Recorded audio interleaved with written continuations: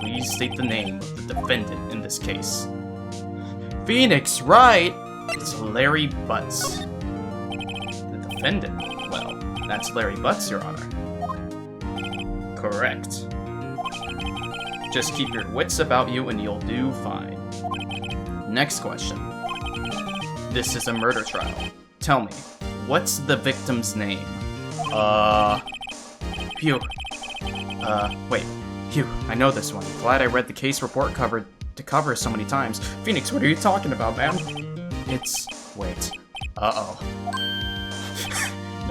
No way. I forgot. I'm drawing a total blank here.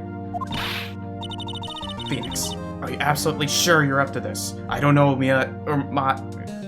It would be Mia, right? Not my. My would be M-A-I. Mia. Are you absolutely sure about this? You don't even know the victim's name? Oh, the victim. Of course, I know the victim's name. I, just forgot. Temporarily.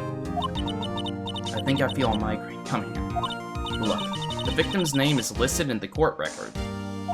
Just press tab to check it at any time, okay? Remember to check it often. Do it for me, please. I'm begging you. Mr. Wright, who is the victim in this case?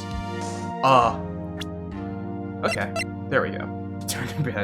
Attorney badge, and Cindy's autopsy report. So, my assumption is her name is Cindy? Did they say... Oh, there we go. Mia Fey, age 27, chief attorney at Fey & Co. My boss and a very good defense attorney. Larry Butts. Cindy Stone, the victim in this case. A model, she lived in an apartment by herself. Stream is pawn? No? Anyways, Cindy Stone. Cinder Block? Actually, I should have known. I thought that said Cindy as well. No, Cindy Stone. The victim's name is Cindy Stone. Correct. Now tell me, what was the cause of death? It was blunt force trauma? Yeah, blood, what's it called? Loss of blood due to blunt trauma. She was struck once with by a blunt object. Correct. You've answered all my questions. I see no reason why we shouldn't proceed. You seem much more relaxed, Mr. Wright. Good for you. Oh, thank you. Thank you, honorable judge. Thank you. Well, I don't feel relaxed, that's for sure. Me neither, Phoenix. Me neither. Well then. First, a question for the prosecution. Mr. Payne? Yes, Your Honor. I'm giving him the nerd voice now. As Mr. Wright just told us, the victim was struck with a blunt object. Would you explain to the court just what that object was? The murder weapon was his statue of the Thinker. It was found lying on the floor, next to the victim. I see. The court accepts it into evidence. Statue added to the court record. A statue in the shape of the Thinker. It's rather heavy. Right? Are you crazy? Ow!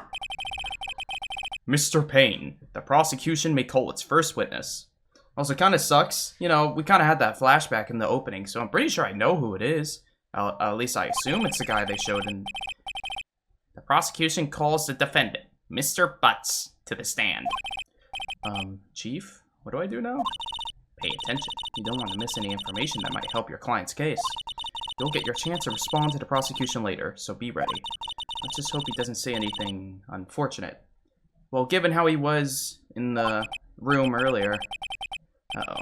Larry gets excited easily. This could be bad.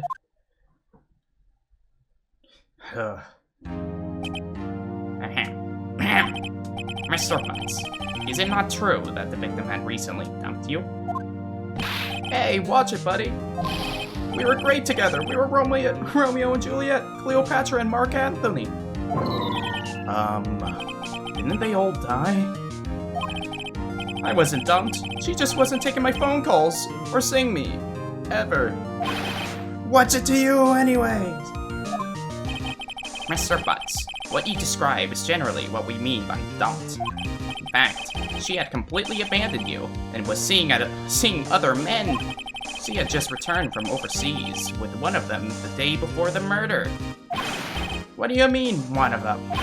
Lies, all of it lies. I don't believe a word of it. Your Honor, the victim's passport. According to this, she was in Paris until the day before she died. Passport added to the court record. Indeed, she appears to have returned the day before the murder. Dude, no way. The victim was a model, but did not have a large income. It appears that she had several sugar daddies. Daddies? Sugar? Yes, older men who gave her money and gifts. She took their money and used it to support her lifestyle. Dude! We can clearly see what kind of woman this Miss Stone was. Tell me, Mr. Butts, what do you think of her now? Right? I don't think you want him to answer that question. Yeah, Larry has a way of running his mouth in all the wrong directions. Should I stop him from answering? Yes. My client had no idea the victim was seeing other men. That question is irrelevant to this case.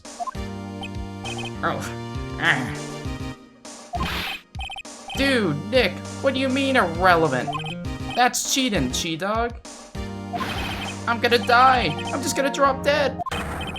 Yeah, when I meet her in the afterlife, I'm going to get to the bottom of this. Order, order. Let's continue with the trial, shall we? Man, I feel like we're going through this pretty fast. Yes, quite. Oh boy, this is so not looking good. Next question. You went to the victim's apartment on the day of the murder, did you not? Whoop. Well, did you or did you not? Huh? Well, maybe I did, and maybe I didn't. Uh-oh, he went. What do I do? Stop talking, Larry! I'll send him a signal. Phoenix, don't be subtle about this, man. Lie like a dog. What? Well, you see, it's like this. I don't remember. You don't remember? Well then, we'll just have to remind you. Got a bad feeling about this. We have a witness that can prove he did go to the victim's apartment that day. A witness? Well, that simplifies some matters. Who is your witness? The man who found the victim's body just before making the gruesome discovery. He saw the defendant fleeing the scene of the crime. Oh my god, oh my god. Order! Order in the court! Mr. Payne, the prosecution may call its witness. Yes, Your Honor. This is bad. On the day of the murder, my witness was selling newspapers at the victim's building. Please bring Mr. Frank Sahwit to the stand. Look at this guy, shuffling around. Mr. Sahwit, you sell newspaper subscriptions. Is this correct? Oh, yes, newspapers, yes. Mr. Sahwit, you may proceed with your testimony. Please tell the court what you saw on the day of the murder. Witness account. I was going door to door selling subscriptions when I saw a man fleeing an apartment. I thought he must be in a hurry because he left the door half open behind him. Thinking it strange, I looked inside the apartment. Then I saw her lying there, a woman, not moving, dead. I quailed in fright and found myself unable to go inside. I thought to call the police immediately. However, the phone in her apartment wasn't working. I went to a nearby park and found a public phone. I remember the time exactly. It was 1 p.m. The man who ran was, without a doubt, the defendant sitting right over there.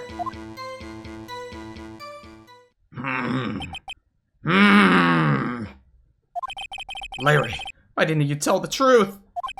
I can't defend you against a testimony like that. Incidentally, why wasn't the phone in the victim's apartment working? Your Honor, At the time of the murder, there was a blackout in the building. Aren't phones supposed to work during a blackout? Yes, Your Honor. However, some cordless phones do not function normally. The phone that Mr. Sahawit used was one of those. Your Honor, I have a record of the blackout for your pursuit. Blackout record added to the court record. Thank you. Blackout record. Electricity to Miss Stone's building was out from noon to 6 p.m. on the day of the crime. Alright. Now, Mr. Wright. Yes, yes, Your Honor. You may begin your cross-examination. Cross-examination, Your Honor. Alright, Wright. This is it. The real deal. What exactly am I supposed to do? Why, you exposed the lies in the testimony the witness just gave. Lies? What? He was lying? Your client is innocent, right? Then that witness must have lied in his testimony. Or is this your client? Or is your client really guilty? How do I prove he's not? I'm Phoenix Wright. They somehow put me in court, and I'm just now figuring out I have to be a lawyer. You hold the key. It's in the evidence. Compare the witness testimony to the evidence at hand. There's bound to be a contradiction in there. First, find contradictions between the court record and the witness's testimony. Then, once you've found the contradicting evidence, present it and rub it in the witness's face. Okay. Open the court record with tab and then point out the contradictions in the testimony.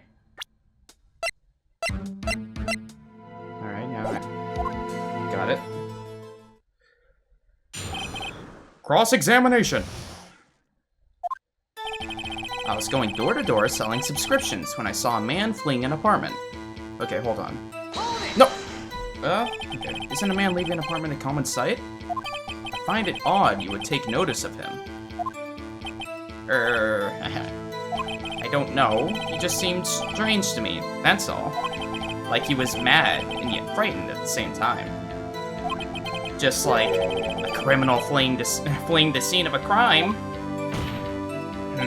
The defense requests that the witness refrain from conjecture.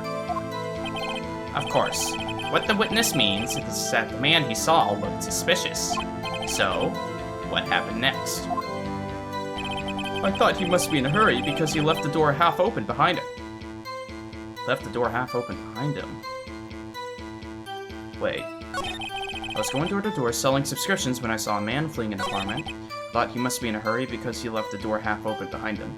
So you saw him leave from his door. Okay, hold on. Thinking it's strange, I looked inside the apartment. Okay, he looked inside because he thought it was strange. Then I saw her lying there, a woman, not moving, dead.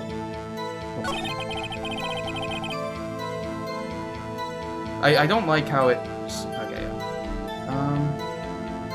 What do I have here? Hey, do you want to see my attorney badge?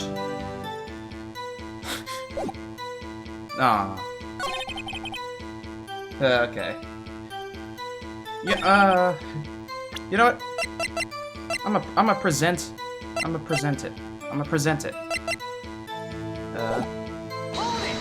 Okay, never mind. Okay. You know what? Let's push him on this. Are you sure she was dead? Well, no, I guess I wasn't. But she wasn't moving at all, and there was blood everywhere. I guess that would look fatal to anyone. Very well. What happened next? I quailed in fright and found myself unable to go inside. Yeah, hold on. Found myself unable to go inside. Do we have something that contradicts that? Hold on, let's press him. So you didn't touch anything in the apartment? Yes. I mean, no, nothing. Okay, what happened next? Got to call the police immediately. The phone. Right! I need to present this piece of evidence. Do I have the phone as an option?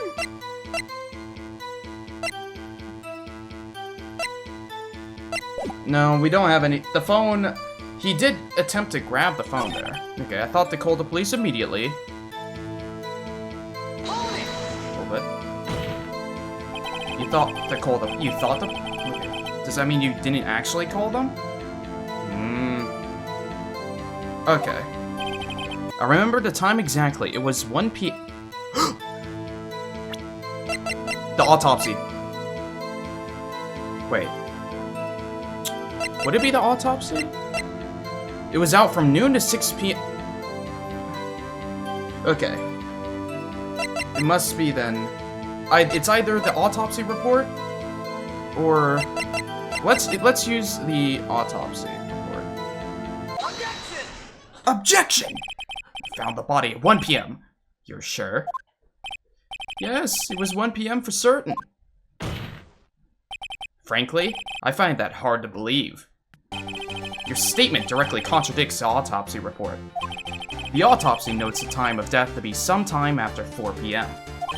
There was no body to find at 1 p.m. Ha ha! Phoenix, somebody's dead. This is not the time to joke. How do you explain this 3-hour gap? Oh, that? Oh, Objection! Oh my god, he actually does sound like a nerd. Objection! This is trivial. The witness merely forgot the time. After his testimony, I find that hard to believe. Mr. Hasahwe, why were you so certain that you found the body at 1 p.m.? Gee, that's a really good question. I sure am nervous looking. Great job, right? Way to put him on the spot. That's all you have to do. Point out contradictions. I'm so big-brained. Lies always beget more lies. See through one, and their whole story falls apart. Wait, I remember now. Would you care to give your testimony again? Okay, let's hear his news story. The time of discovery. You see, when I found the body, I heard the time. There was a voice saying the time. It was probably coming from the television. Oh, but it was 3 hours off, wasn't it? I guess the victim must have been watching a video of a taped program. That's why I thought it was 1 p.m. Terribly sorry about the misunderstanding. Okay, immediately this is gonna have to do with the passport thing. They said that she was just in Paris, I believe? I don't know where this game's like... I mean, it could be the blackout, but I'm thinking, like, it's a time difference, because they mentioned the 3 hours off. I think it has to do with the Paris thing in some way. I see. You heard a voice saying the time on a taped program. Mr. Wright, you may cross-examine the witness. It was noon to... Actually, wait, can I check the time? Time of death, 4 p.m., 5 p.m. The power was out... Okay. From noon to 6 p.m. So, yeah. Yeah, it's either the blackout or... Right, you know what to do. I've got this one. Yeah, let's listen to what he's saying again. When you see... I heard the time. There was a voice saying the time was gone. 3 hours off. How do you explain the gap? Well, witness, can you explain this? I guess the victim must have been watching a video of a taped program. Wait, no! That's wrong, that's wrong, that's wrong, you're wrong. Objection! Blackout! Hold it right there! The prosecution has said there was a blackout at the time of the discovery. And this record proves it. What do you say now, Mr. Sahowitz? You couldn't have heard a television or a video. Gah! The defense has a point. Do you have an explanation for this, Mr. Sahowitz? No, I find it quite puzzling myself. Quite. Wait, I remember now. Mr. Sahowitz, the court would prefer to hear an accurate testimony from the very beginning. These constant corrections are harming your credibility. That, and you seem rather distraught. Judge, this is the most guilty-looking man I've ever seen in my life. Also, my apologies, Your Honor. It must have been the shock of finding the body. Very well, Mr. Sawit. Let's hear your testimony. Once more, please. He does have a wig. The time. Alright, let's hear this, man. Actually, I didn't hear the time. I saw it. Okay, how do we... Like, okay. No, I didn't hear it. I saw it. Sure. There was a table clock in the apartment, wasn't there? Interesting. How would you have seen that? Unless you entered the apartment, sir. The killer used it to hit the victim. Oh, so you saw the murder weapon. That must have been what I saw. Oh, this is easy. You saw a clock. I guess I would explain it. Judge, use your brain, please. The defense may cross-examine the witness. Gladly.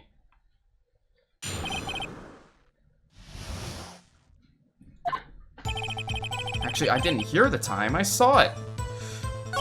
There was a table clock in the apartment. Wait. Wasn't there? Yeah, in the murder weapon. Wait. First off, does the clock... Isn't that the little square thing is the clock? Okay. The murder weapon. Okay.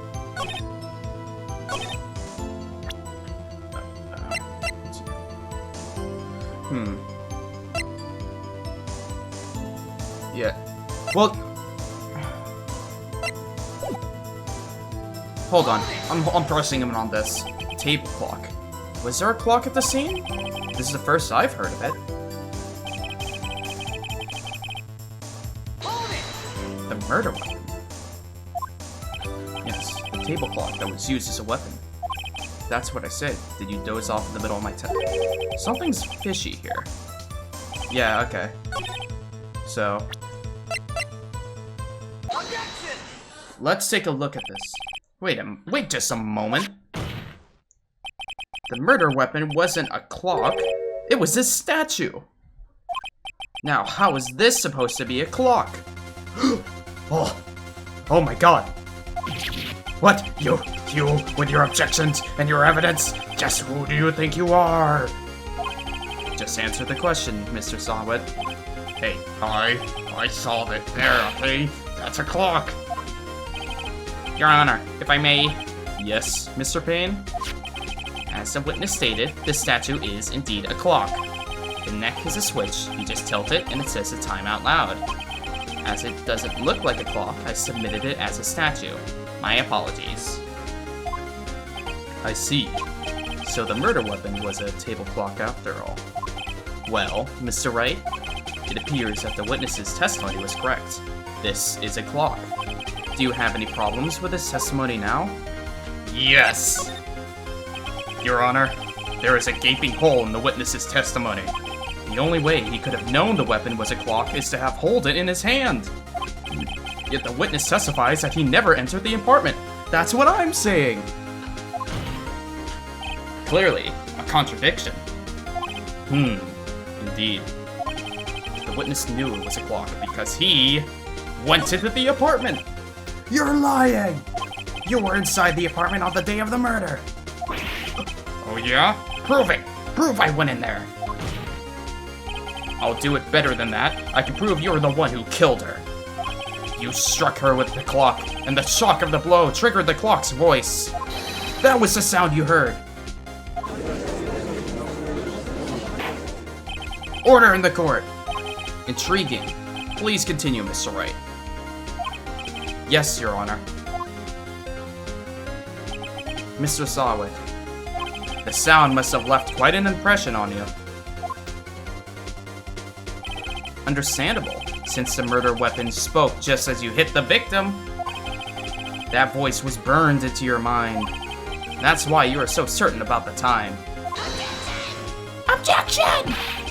What's the meaning of this? This is all baseless conjecture. Baseless. Just look at the witness's face. Would the witness care to elaborate? Did you strike the victim with the clock? That's the day that I never... Look, the clock, I heard, no, I mean, I saw. Oh, you bitch! Shut up! I hate you! It was him, I tell you. I saw him! He killed her and he should burn! Give him death! Order in the court, I say. Your Honor, a moment, please. There isn't a shred of evidence supporting the defense's claims. Mr. Wright. Your Honor, you claim the sound of the witness heard came from the clock. Do you have any evidence? The whole case is riding on this. I better think it through carefully. Your Honor, the sound Mr. Sawhit heard was definitely this clock. The fact is clear if you simply try sounding the clock. Yeah. Let's sound the clock now. Here in this court. Your Honor, may I have the clock? I asked the court to listen very carefully.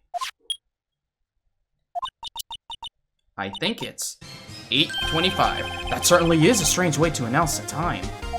Well, he is the thinker after all. So, we've heard the clock. What are your conclusions, Mr. Wright? Mr. Payne, can you tell me what time it is now? It's 11:25. As you can see, this clock is exactly 3 hours slow. Precisely the discrepancy between Mr. Sawhit's heard and the actual time of death. So, Mr. Sawhit? Oh, that's Phoenix talking. Try to talk your way out of this one.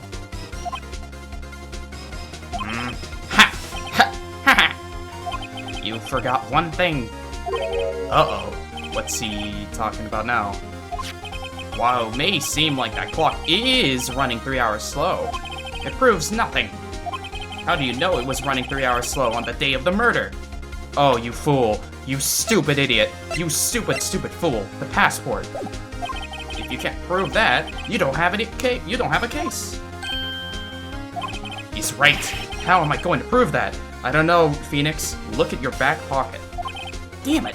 I was so close. Mr. Wright? It seems you lack the critical evidence to support your claim. Yes, Your Honor. This means I cannot let you indict the witness. Unfortunately, this ends the cross-examination of Mr. Frank Sawhit. What? I come all the way down here to testify, and look what happens. You treat me like a criminal! A criminal! I mean, you sure are sweating and panting like one, but, you know, you lawyers are all slime.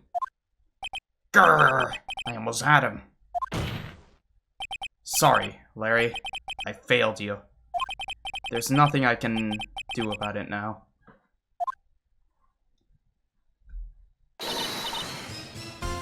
Not so fast, Mrs. Sawhit. I did not expect that. Chief! Listen up, Wright?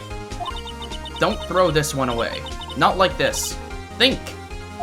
But, Chief, it's over. Phoenix, what are you talking about? There's still a piece of evidence you haven't used, man. Come on, please. I can't prove the clock was slow the day of the murder. Nobody can prove that. Please, Phoenix, please. Well, yes. But that doesn't mean you can't still win. Try thinking out the box. Don't waste time doubting the facts. Assume the clock was 3 hours slow and think through it. Ask yourself, why was the clock 3 hours slow? Because of the time zone difference, because... Oh my god, figure out the reason. Please, Wright. Can you think of the Yes! Wait, maybe I can prove it. Oh my god. Find it and let them have it. Well, Mr. Wright, you say the clock was already running slow on the day of the murder. Have you found the evidence to support this claim? Of course. There is a piece of evidence in the court record that can prove my claim beyond a doubt. Tough words. Let's see you pull this one off. Let's see this evidence that proves why the clock was running slow. The passport, Your Honor. Take that! The victim had just returned home from abroad the day before the murder. As we all know, the time difference between here and Paris is 9 hours. When it's 4 p.m. here, it's 1 a.m. the next day there. The clock wasn't 3 hours slow, it was 9 hours fast. The victim hadn't reset her clock since returning home. That's why the time you heard when you struck her dead in her apartment was wrong. Proof enough for you, Mr. Sahwit, or should I say, Mr. Did It?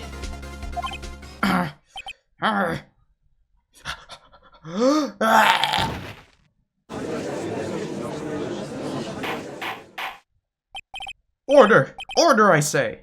Mr. Wright, you killed the witness. You are now indicted for the crime of murder.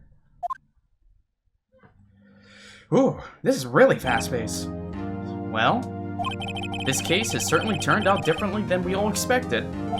Mr. Payne, your witness? He was arrested and has been taken away, Your Honor. Very well. Mr. Wright. Yes, Your Honor? I have to say, I'm impressed.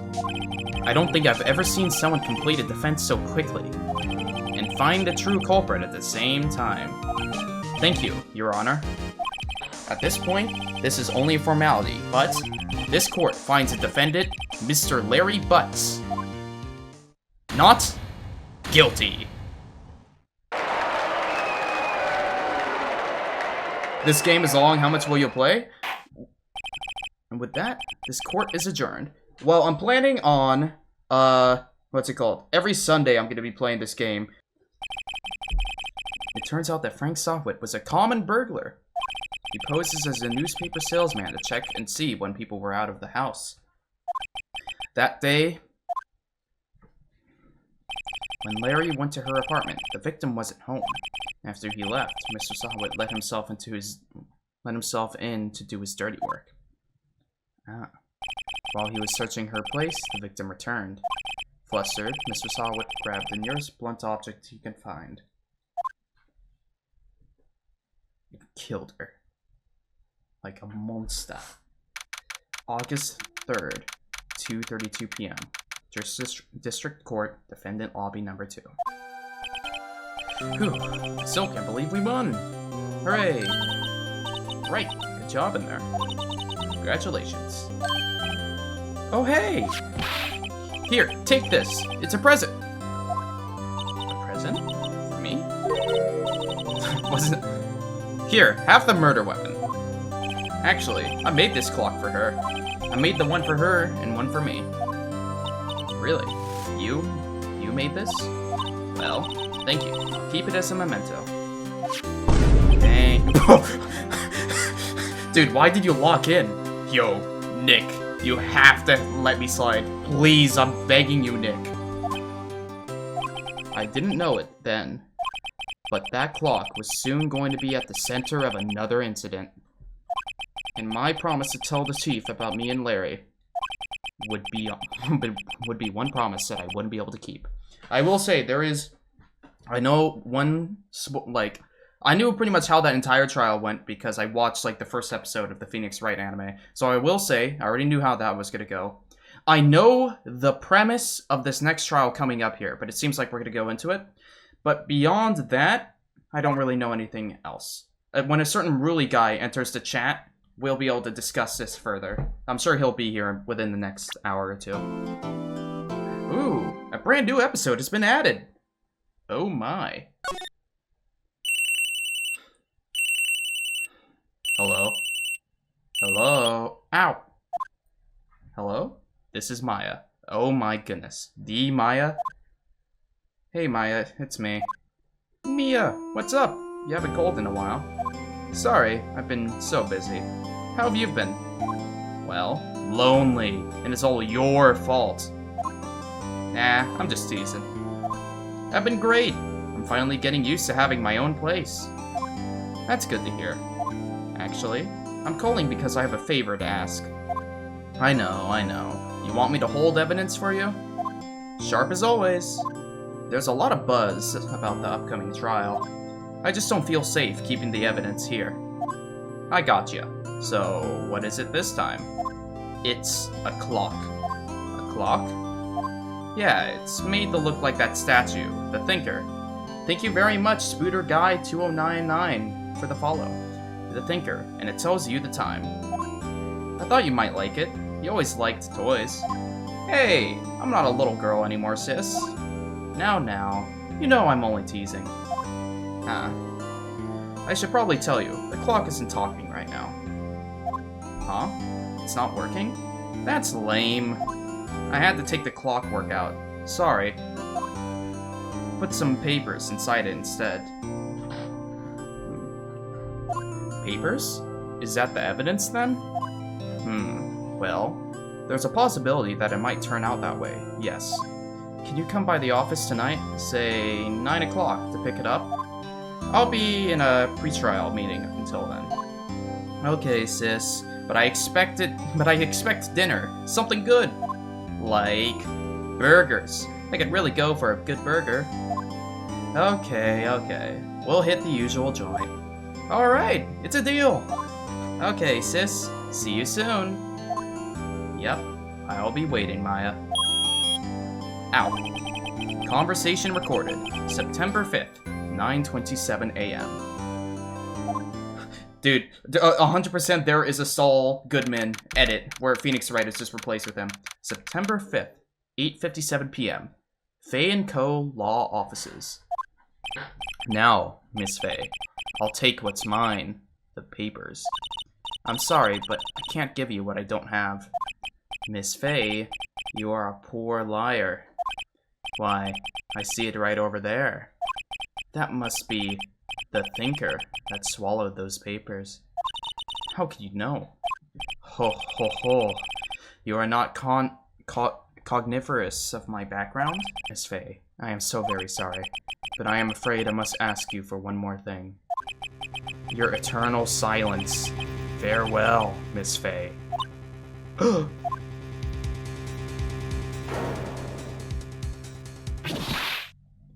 Ah. Oh my goodness. Okay, so is this a thing where they tell us who the killer is right off the bat every single time? That smell. Blood. Sis. Someone's there. Ugh. Chief? Chief? Chief!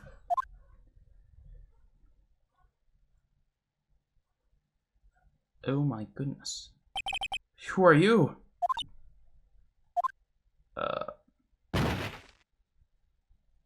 She was struck on the head with a blunt object. She probably died instantly. The thinker, lying next to her, must have been the murder weapon. The thinker added to the court record. There are some glass shards near the chief's body. Must be pieces of the glass nightstanding lying broken in the back of the room. Glass shards added to the court record. Nothing else that seems like a clue here. A piece of paper. It must have fallen from Mia's hand. What could it be? Maya! The words is written in blood on the scrap of paper. Maya? Did Mia write this? This piece of paper is a receipt from a department store. Dated yesterday. Well, damn. I think that's enough snooping around for now. I better call the police. And find out what that girl was doing here. Better call the police. That's funny. A few of the screws on the receiver are missing. It looks like someone was halfway through taking it apart. Police! Please, come quick! What was that? Someone screamed from outside the window? Oh! Oh my god. She's staring right at me. She's holding a phone in her hand. Yeah, Phoenix, who knew? Standing in a crime scene would make people think you're the murderer! Also, oh, woo, god. Oh. Yipes! Don't scare me like that. Excuse me, but who are you? It's okay. I work here. Maya. Maya Faye. Maya. Faye? Maya. So Mia was writing this girl's name. Maybe I should show her the receipt? I never thought there'd be use for evidence like this outside the courtroom. Hey, did you know I'm an attorney? I've never seen that before. Okay. Before Mia died, she wrote a message with her own blood. She wrote it on the back of this receipt. Yeah, you seem pretty shocked about that, huh? That's my name! Yeah. Why? Why would she write my name? Please, just calm down. Why would Sis write my name? Uh-oh. Now I've done it. I mean, Phoenix, what did you expect? Wee woo wee woo. The police. Freeze, police. Oh my god. Alright, I'm Detective Dick Gumshoe, see? Gumshoe? What an odd name. We received a report from the building across the way, see? Got a person saying they saw a murder. It must have been that woman I saw. They all have odd names. Yes, they do. Anyways, I don't want either of you moving 1 inch, okay? Great. Just great. Maya, wait. She wouldn't have... Nah. What? Wow! Excuse me. Eek! This word Maya here mean anything to you? That's my name. What? The victim drew this here note in her own blood, see? With her dying breath, she wrote down the killer's name. Killer? I'm not... Case closed! You're coming down to the precinct, ma'am. Precinct. What? I mean, yeah. I feel like that would be obvious. September 6th, 9:07 a.m. Detention Center, Visitor's Room. Wow, they have poor Maya locked up like a criminal. Thanks. Okay, let's go down. So you say you have a conversation with your sister on your cell phone. Let's hear it. Right. I just remembered that detective took my cell phone. Sorry. Oh, right. Of course. Next time I see Detective Gumshoe, I'll ask him for it. I'll write you a note so you don't forget, okay? Sure, thanks. Maya's memo. Conversation I had with my sister is recorded on my cell phone. Alright. Oh, there's some more to the day of the crime. Let's do this here, medium here. So you're an acolyte. They are medium in training. That's right.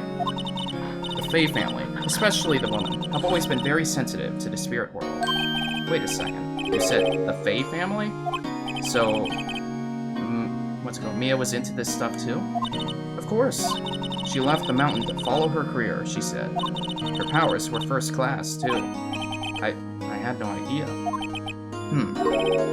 Wait. What? So, you're a real, honest-to-goodness spirit medium? With ESP and all that? Yes. In training. Well, can't you contact Mia's spirit then? We can just ask her who killed her. I'm sorry. I'm still in training. I couldn't do something on that level. I thought that would be too easy. Huh? Something the matter? I was wondering, could I ask you a favor? This is the address of a famous lawyer. My sister gave me this a long time ago. She said that if I was ever in trouble, I should call him. And, well, I'm in trouble. Do you think you could go ask him to represent me? Refuse. Sure. Why not? I'll go ask. Thank you so much. I have no one else to turn to. Say, what about your parents? I see. Don't worry. Leave it to me. Thank you. The trial's tomorrow at 10... at just 10. What? Tomorrow? Tomorrow. What if this guy refuses? They told me that if I don't find one, the state will pick an attorney to defend me. When will that happen? They're giving me until 4 this afternoon, and the visiting hours are almost up. I'd better hurry. Right, I'll be back. Can you tell me more about the day of the murder? Sorry, I know it must be hard. No, it's okay. All I've been doing the last few hours is talking about it. I've kind of gotten used to it.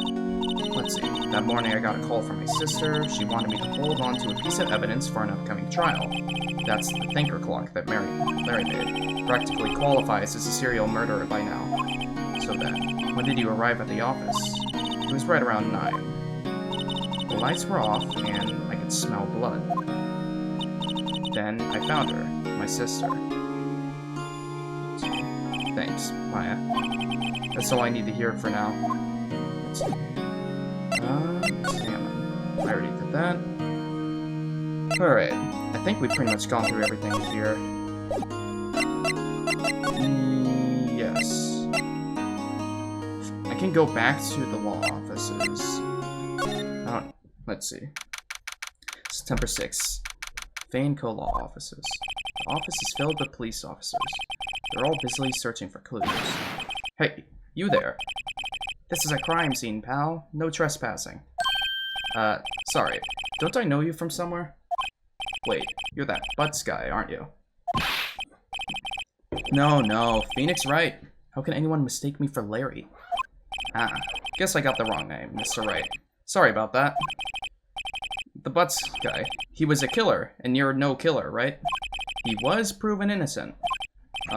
Right. And you were Detective Gumshoe. Gumshoe, wasn't it? Dick Gumshoe? Right. At your service. Hang on. That's Detective Gumshoe to you, pal. Anyways, get the name right. And don't go calling me Dick. Hey, Dick, get over here. Yes, sir. Be right there. You're her lawyer, right, pal? If you've got business here, you better do it quick. He thinks I'm Maya's lawyer. Ooh. New music. Let's see. Let's talk. About Miss Faye. Did you do an autopsy? You want to know the results, huh? Now, don't you look at me like that, pal. It's no use. She might have been your boss, but that doesn't mean you get any special treatment. Alright. You can see the report, but that's all. Autopsy report. Cause. Time of death, 9/5 at 9 p.m. Cause, single blunt force trauma. Death was instantaneous. Alright. Now let's ask about Maya. About Maya. Yeah. I'm looking forward to the trial. Sorry, pal, but this is one trial you aren't going to win. Why do you say that? The city put Prosecutor Edgeworth on the prosecution. Edgeworth. I'm sure you know what that means, you being a lawyer and all. I know who Edgeworth is outside of the game, but Phoenix has no idea, I think. Prosecutor Edgeworth. That's right, pal. Mr. Miles Edgeworth himself. Wait, you do know him, don't you? I mean, I do. I know him. He's a feared prosecutor. He doesn't feel pain. He doesn't feel remorse. He won't stop until he gets his guilty verdict. Aw, don't talk about him that way. You make him barely sound human. Still, I'm afraid this pretty much decides the case. So, Edgeworth is on this one. He hasn't lost a case since he became prosecutor at the incredibly young age of 20. Of course, there are rumors of back alley deals and forged evidence. All I know for sure is that Edgeworth hates crime with an almost abnormal passion. I never imagined I'd be facing him so soon. Let's see. Talk. Hey, look at my attorney badge. What's that? Sorry, pal, but I got no info for the likes of you. Man, nobody likes my attorney badge. Okay, let's... The sky is blue, and so am I. There's a hotel right across the way. Is it a plant? Present the memo? Oh, right. Coraline Stricta, pal. Who was that? Hold on, yeah, you're right. I should present the memo. Yeah, Maya's memo. Well, actually, I feel like me doing that is gonna end this thing here, so let me just make sure I... Actually, yeah, that's all I can do at this point. What? Okay, there we go. Yeah, I'll present it. Maya's memo. I was wondering, did you see Maya Faye's cell phone? Oh, that? I have that. Do you think you could give it back? Sure. I mean, wait a second, pal. Trickery lawyer? Uh-oh. He's on to me. Tell him straight. If I tell him why I want it, there's no way he'll give it to me. Something the matter? Oh, no, it's just, you know, detective. Nope, I know nothing, pal. That cell phone has a lot of numbers on it, like her boyfriend's. The cell phone holds all logos. We just... What? You're trying to confuse... Gumshoe, what are you talking about? Holy Phoenix. Oh, what's up, Rillin? You finally made it. An hour 21 minutes in. Sorry, pal. I already checked all the numbers in memory. I was sleeping and eating. Yeah, to be fair. Listen, I started it a little bit early here. How far are you into the game? I already finished the first trial with, like, with Larry and the... that was, like, the tutorial trial. It was very fast-paced, all things considering. Now, we're on the second trial here, and we just saw, what's it called? Maya is currently being accused of killing Mia, and we are in the process of investigating that murder. We are now talking to Mr. Detective Gumshoe. Nice, nice. Fun stuff indeed. Alright. Come to think of it, I had completely forgotten about her. I mean, I don't see how I could reach out. The witness? Yeah, Miss April May. I'm sorry about this, but I can't tell you anything about her. Well, you just told me her name. Miss May, huh? So you've sent her home already, then? Ha! I see you're trying your lawyerly tricks on me now. She's not to go outside her room until the trial. So, she's still in the hotel across the way. I guess I should know better than to try to get a detective to leak information. You got that right, pal. Time to pay a visit to Miss May. Just wait for the clown? Listen, everybody knows the clown. Oh my goodness, Miles Edgeworth. A gifted prosecutor and a ruthless man who'd do anything to get a guilty verdict. April May, an eyewitness to the event, testifies she saw Maya commit the murder.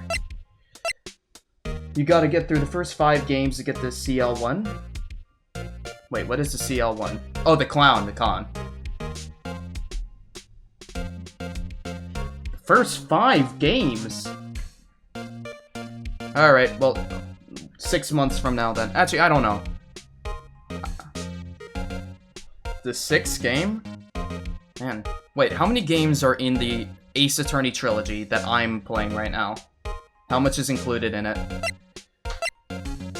How do I check? Okay. Yep. Yeah.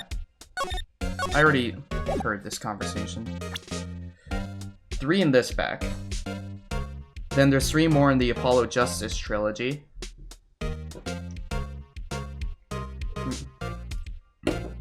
I see. Then there's the main ones. That's all the main ones for now. I imagine the rest are like locks behind like 3DS things or like console exclusive stuff. So if I were to go through all of them, I'll only be able to get through the Ace Attorney trilogy and the Apollo Justice trilogy. Speaking of, I think I pretty much did everything. Oh no, let me go to the hotel. September 6th, Gatewater Hotel, room 303. The DSI has some too. Well, hello there, Ansel. What is this music? Okay, this is like specific, but it reminds me of specifically the like Dragon Ball GT opening. At least the first 3 beats. Not anymore. Hi, smooth Wright. Real smooth. You're the lawyer, aren't you? The detective told me. He said, don't say nothing to that lawyer, pal. Teehee. Memo to self. Thank Detective Gumshoe for making my job harder. Gee, this is all like something out of a movie. It's all so exciting, I could hardly contain myself. The Great Ace Attorney Collection and Miles Edgeworth's Investigation Collection both have 2 games, but they're all spin-offs. Makes sense. Ooh, let me go freshen up so I can take a look the part of the beautiful eyewitness. I pity the lawyer that has to cross-examine this one. Phoenix, it's going to be you, dude. Come on. Okay. Also, what is this? There's a screwdriver stuck in this screwdriver? Hey, hey! What are you doing? No touching! Ooh, bad boy. You really shouldn't pry around other people's rooms now. Monster. You wouldn't want to make me upset, would you? Upset? I thought she was going to explode for a second there. I wonder what could be inside the drawer. Hey, did you know I'm an attorney? Excuse me, but I'm a witness. Police witness? You understand? How could I possibly give you any information in good conscience, Me? The witness? It's just like in the movies. I don't like how people don't acknowledge my badge. We can't forget the crossover games. Professor Layton, that's locked on the 3DS forever. Yeah, but that's Professor Layton. I feel like he is simultaneously someone I know exists, but I also don't know anyone who's a fan of the games, because I don't know if anyone's played the games before. Okay, late summer sunlight streams through the window. There's Fay & Co. Law office buildings, of course. You can see the inside of the room pretty clearly from here. I think it would be a little difficult to recognize a face from this distance, though. Okay. My mom loved Professor Layton. Really? Ah, I still see Peyton. Wait, should that be still alive? Whatever. One of those is hanging on the wall. Plant. The flowers are fake as expected. I know sunflowers and tulips, but that's about the extent of my floral knowledge. What's inside, I wonder? Maybe later. Okay. Bottle and 2 glasses are on the table. Somebody must be staying with her. I wonder who else was there. Maybe it was the murderer? Crossover with Detective Gadget? Oh, hell no. A simple bed. It's been recently made. Nothing eye-catching here. You know what? Question. And this is, question. What's it called? Do they normally start every trial by immediately showing you who the killer is? Yeah, because we saw the pink hair... We saw the Mr. Pink Hair Killer dude. Okay, good. Because I was like, this is like a tutorial part 2. Yeah, that makes sense. This is like introducing us to the, investigation and navigating and stuff like that. What are you playing on? I am playing on PC. Ooh, appreciate that. Oh, Rylan, your birthday present arrived. It is very heavy. I don't know if... Should I live unbox it on stream?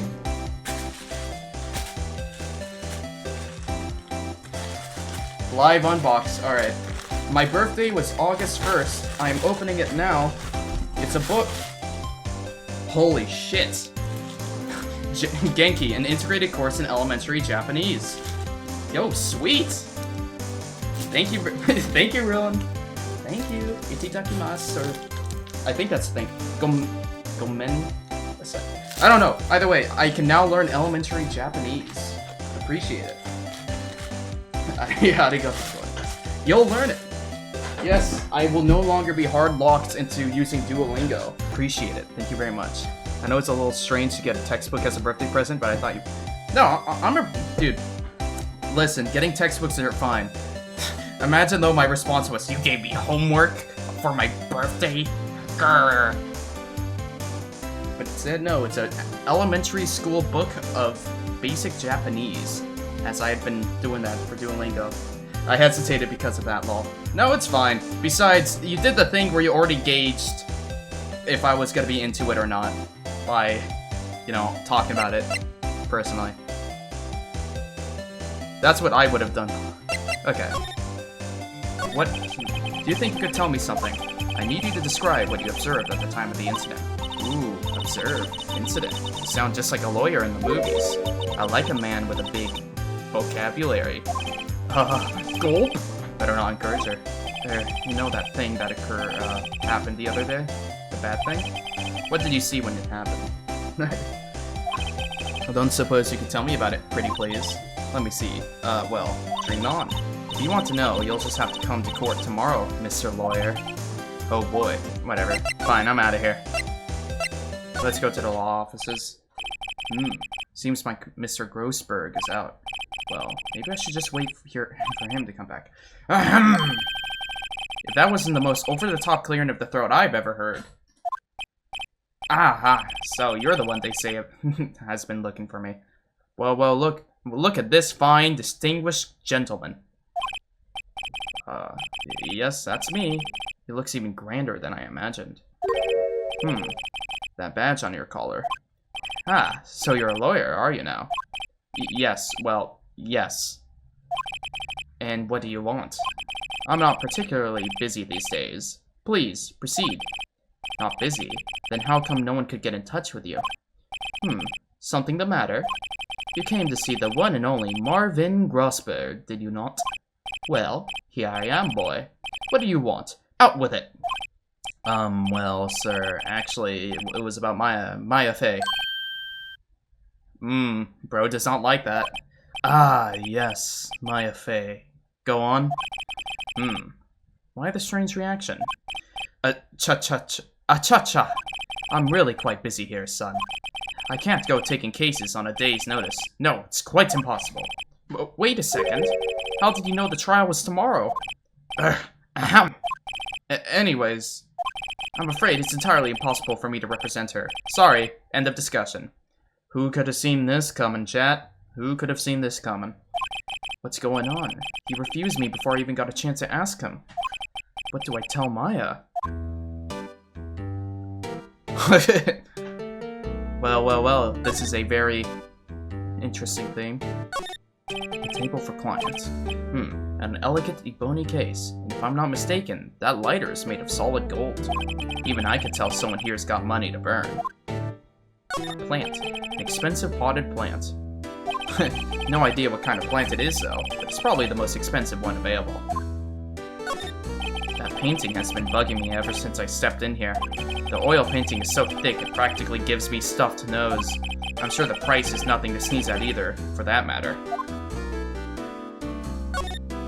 Solid mahogany desk. The wood's been polished to a deep luster. Expensive-looking mahogany bookshelves, filled with expensive-looking books. Funny. They don't look like they've ever been read. He's all about appearances, Phoenix. He's a washed lawyer. We could do way better than him. Don't listen. As you know what? Hey. Hey. Did you know I'm an attorney? Very sorry, but I've got nothing to say regarding this matter. Fuck you. Okay, fine. One of these days, someone will acknowledge my badge. How can you just refuse like that? Please, tell me why you won't take the case. Well, you see, it's just, I'm busy, see. But the client is Maya Fey's sister. Maya trusted you. She knew her sister would be in good hands. Yes, of course, I know that. However, I'm sorry, but I must refuse. Sorry, goodbye. Creep. Fine. I don't have time to argue with you anyways. I'll go look elsewhere. Think not. Huh?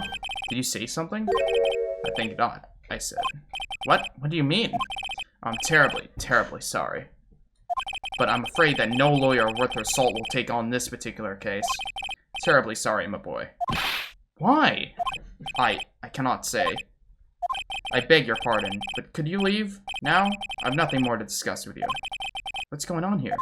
It's either a cover-up, or he's afraid that he'll lose. They're probably like, it's a cut and dry case. There's no defense. That's where we come in, Mr. Phoenix Wright. Defense attorney. How did you know Maya? I keep on saying Maya. How did you know Mia Fey? She worked here a long time ago. Quite the apprentice, that one. Learned my techniques in the blink of an eye. She left one day, quite suddenly. She had a mission, you see. A mission? You could see it in her eyes. She followed it with a burning passion. Never looked back, that one. That's quite a painting.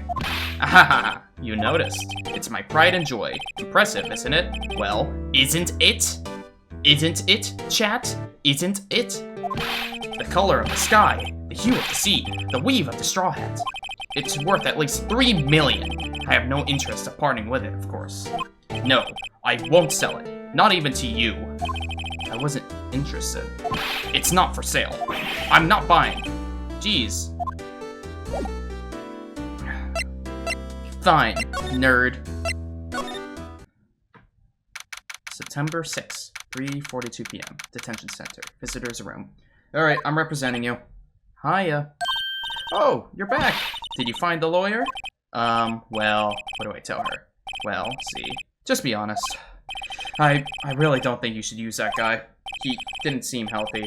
He was all skin and bones. What really happened? You don't mean he refused to help? I see. I've been abandoned then. Listen, I'll just... Your family. What about your family? I only had my sister. My father died when I was very young, and I don't know where my mother is. Don't know? So she could still be alive? The women in my family have been mediums for generations. They say a lot of spiritual power runs in our blood. About 15 years ago, our family was involved in an incident. There was a man, and he ruined our mother's life. Ruined. After that, she disappeared. Several years after that, my sister announced she would become a lawyer and left the mountain. So, you live by yourself? Yes. I've gotten used to it. Oh, and also, I had to become independent, or I would lose my powers. I feel bad for her, all by herself up on that mountain. Your mother's independent. So who is this man who, ruined your mother? About 15 years ago, there was an unusual murder case. I made quite a stir. Everyone was talking about it, apparently. The police were running out of leads. They were getting desperate. Wait, they didn't use a spiritual medium? Did they? The police convinced my mother to try to contact the victim. Wow, so what happened? The case was solved, we thought. You thought? The man my mother helped the police capture was innocent. The police's consultation with the medium had been carried out in secret, of course, but a man found out about it and leaked it to the press. He told all the papers that my mother was a fraud, and the media jumped on it big time. She, my mother, became the laughing stock of the nation. I see. Wait, White. Excuse me? White? That was his name. My sister told me. White? Just a little longer now before the state-appointed lawyer comes, I guess. 4 p.m. Time's up. What should I do? Do I just leave her and go home? Go home! That's it! No, I'm defending Maya. Come on. I've made up my mind. I'm going to defend you whether you want me to or not. Why? Why? Well... I don't know what... I can't abandon you? I mean, someone else is the culprit. That's right. You aren't the culprit. Someone else is. How do you know?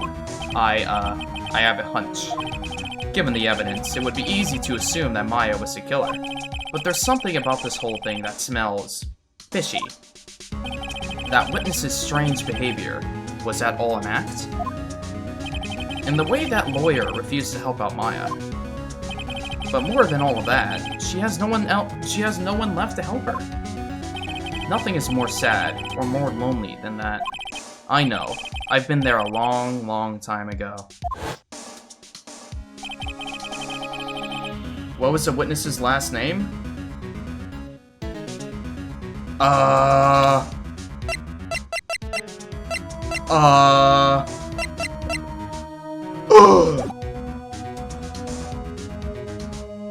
Wait, witness?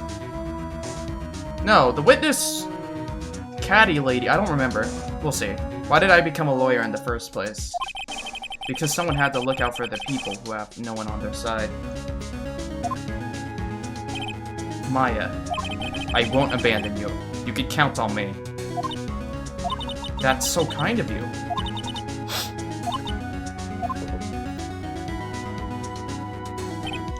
Well, let's fight this one and get you out of here. Right, thank you. Phew, she smiled at last. She looks like an entirely different person. One last question. You are innocent, right? Yes, and I trust you. So you trust me too, okay? It's a deal. So, what next? There's something that's been bugging me. Just what was inside that strange woman's drawer? It was when I tried to look into the drawer that she got all defensive. Calling it now, this girl is working with that weird pink-haired dude. She was sharing the diner, or what? She was drinking with him. That screw was probably used to mess up that phone, because Phoenix said they were trying to take it apart, and... I don't know... Like, that pink-haired man hasn't even been brought up... Oops, bumped the table. That pink-haired man hasn't even been brought up once, so... We need to figure out how that works. There has to be something in there. You know what? I don't appreciate the negative tone there, sir. Look at her. Well, hold on. Just because they have the same hair color doesn't mean they're related. It could just be by choice. I mean, chance. I mean, Maya, did you know I'm an attorney? Thank you. Anyways.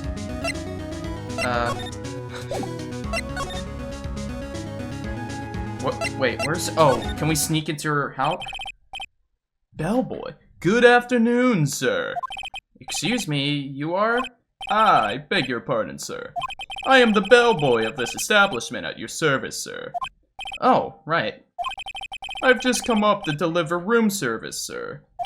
Do you know where Miss May might be? Ah, I believe our guest Miss May is currently using the, facilities? If you've no need of anything, I'll be taking my leave.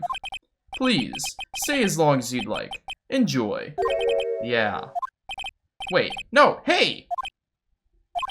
Why does it seem like every time I come here, I end up embarrassing myself? Wait, now's my chance to snoop around a bit. Ah, I almost forgot. Gah! You came back, quick! Might I ask you to inform Miss May that there is a message for her? Please tell her that Mr. White of Blue Corp phoned. Mr. White? Oh my goodness! White! As in the person who ruined the Maya... Oh my god! Walter White! Holy...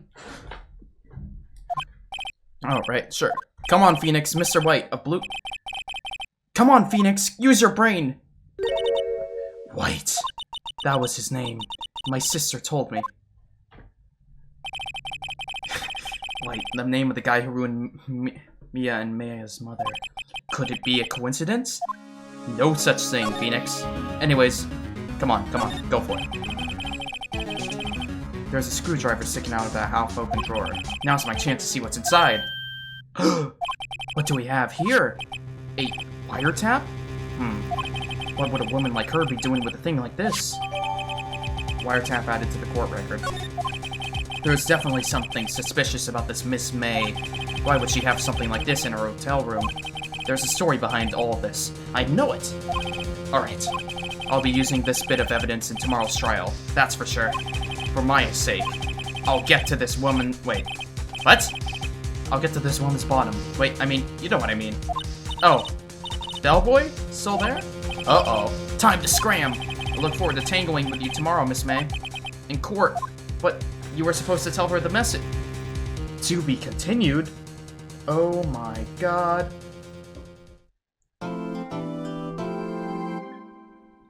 Save your progress. Hooray!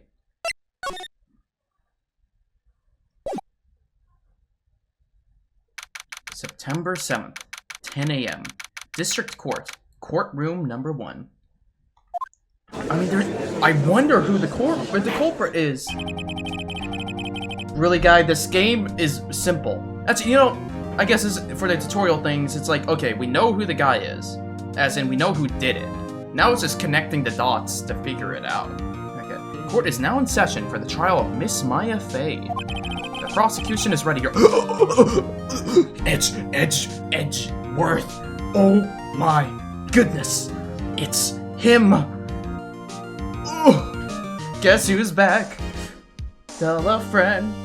Guess who's back? Guess who's back? Guess who's back? Guess who's back? Edge! The defense is ready, Your Honor. If any of you haven't seen the clip, there is the Edgeworth's first appearance in the Phoenix Wright anime. There was an edit with him pulling up in his car. Bro is blasting Guess Who's Back, and he pulls up with style. Phoenix, meanwhile, has a bike.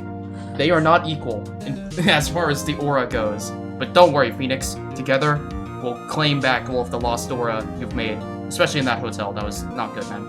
The defense is ready, Your Honor. Miles Edgeworth. I'd better not show any signs of weakness today, or he'll be on me in an instant. Mr. Edgeworth, please give the court your opening statement. Thank you, Your Honor. The defendant, Miss Maya Fey, was at the scene of the crime. Also, wait, I just realized, was the reason why the defense dude didn't want to come here was because of Edgeworth? I guess they did say that he's like a super terrifying force to be messed with. The prosecution has evidence she committed this murder, and we have a witness who saw her do it. The prosecution sees no reason to doubt the fact of this case, Your Honor. I see. Thank you, Mr. Edgeworth. Let's begin then. If we may call our first witness, Your Honor. The prosecution calls the chief officer at the scene, Detective Gumshoe. Witness, please state your name and profession to the court. Sir, my name is Dick Gumshoe, sir. I'm the detective in charge of homicides down at the precinct, sir. Detective Gumshoe, please describe for us the details of this murder. Very well, sir. Let me use this floor map of the office to explain. Okay. The body was found by this window here. And the cause of death? Oh, sorry, that's Edgeworth. And the cause of death? Loss of blood due to being struck by a blunt object, sir. The murder weapon was a statue of the Thinker found next to the body, sir. It was heavy enough to be a deadly weapon, even in a girl's hands, sir. The court accepts the statue as evidence. They're still calling it a statue. Floor plans added to the court records. Now, Detective. Yes, sir? You immediately arrested Miss Maya Fey, who was found at the scene, correct? Can you tell me why? Yes, sir. I had hard evidence she did it, sir. Detective Gumshoe, please testify to the court about this hard evidence. Witness testimony. Okay, here we go, chat. As soon as the phone call came in, I rushed to the scene. There were two people there already. The defendant, Miss Maya Fey, and the lawyer, Mr. Phoenix Wright. I immediately arrested Miss Maya Fey. Why? Why? We had a witness account describing her. The witness saw Miss Maya Fey at the very moment of the murder. The very moments, you say. Very well. Mr. Wright, you may begin your cross-examination. Yes, Your Honor. Cross-examine what? I couldn't see a single contradiction in that testimony. Whoosh. Smack! Hey, Maya just threw something at me. What's this? When my sister couldn't find any contradictions in a witness's testimony, she would bluff it and press the witness on every detail. The witness always slips up and says something wrong. It works a lot of times. Heck, I should have expected Maya would know of some of her sister's tricks. Okay. Alright, let's give this a try. Something the matter? Okay, it's one of those cases where face value, nothing they say is wrong, but, you know, we ask them to explain further and they might slip up. No, Your Honor. I'd like to begin my cross-examination. And Edgeworth is good at it. Okay. Every single line. As soon as the phone call came in, I rushed to the scene. Who did you say you got a call from? Hey, pal, don't play dumb. You know who. The call was from a customer at the Gatewater Hotel, right across from the crime scene. Okay, I pressed. Not sure it did much, though. Right, please continue. There are two people there already. Hold it! Detective Gumshoe, how long would you say it took between you receiving the call and your arrival at the scene of the crime? Right. I'd say it was about 3 minutes. That's pretty fast. Our motto this month is quick response. That's how I got there before the killer got away. Indeed. So, tell us who the two people you found on the scene were. Yes, sir. The defendant, Miss Maya Fey, and the lawyer, Mr. Phoenix Wright. Hold on. Are you absolutely sure it was us? Listen, pal, your dumb act will only get you so far. With her funky hippie clothes and your spiky hair, you two stand out like suspicious people at a crime scene. Well, he does have a point about her. She is pretty unmistakable. I should pick my points to press with a little bit more care. Immediately arrested. Sure. Why is that? What's your reason? Why? We had a witness account describing her. Hold it! Hold on, just 1 second. Ooh. Yeah? If I heard correctly, you said you arrested her because you had hard evidence she did it, correct? Huh? Did I say that? Me? I heard you say it. You did say it. You said it. Exactly what about the suspicious woman in pink claims was hard evidence? What? Miss May isn't suspicious, and she sure isn't pink, pal. Well, I guess she is pink. That's enough, Detective Gumshoe. Do you have any more solid proof other than her claims, Detective? I guess pressing can have its advantages. I guess he was just saying that the hard proof was the witness said so, and nothing more. I'm honest, I would have thought that he would have brought up the Maya name thing as hard evidence, but I guess not. Unless Edgeworth is about to present that. Yes. Gah! Sorry, I got the order of things mixed up in my testimony, Your Honor, sir. There is something I should have told you about first, Your Honor. Oh, now he's gonna bring up the name. Very well, Detective. Let's hear your testimony again. Let's hear it. Hard evidence. After securing the suspect, I examined the scene of the crime with my own eyes. I found a memo written on a piece of paper next to the victim's body. On it, the words Maya was written clearly in blood. Lab test results showed that the blood was the victim's. Also, there was blood found on the victim's finger. Before she died, the victim wrote the killer's name. Oh my god, that's crazy. Oh my goodness. How do you like that? That's my hard evidence.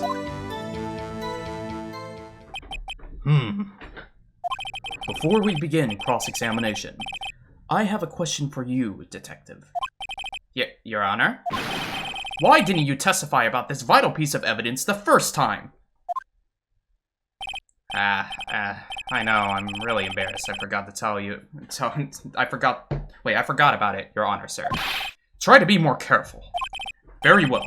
The defense may begin its cross-examination.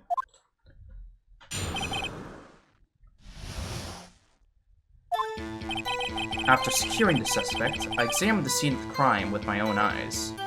I found a memo written on a piece of paper next to the victim's body. On it, the words Maya was written clearly in blood. Lab test results showed a blood bouquet.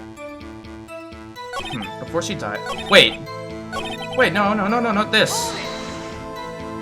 Detective Gumshoe, do you get a lot of cases where the victim actually writes the killer's name?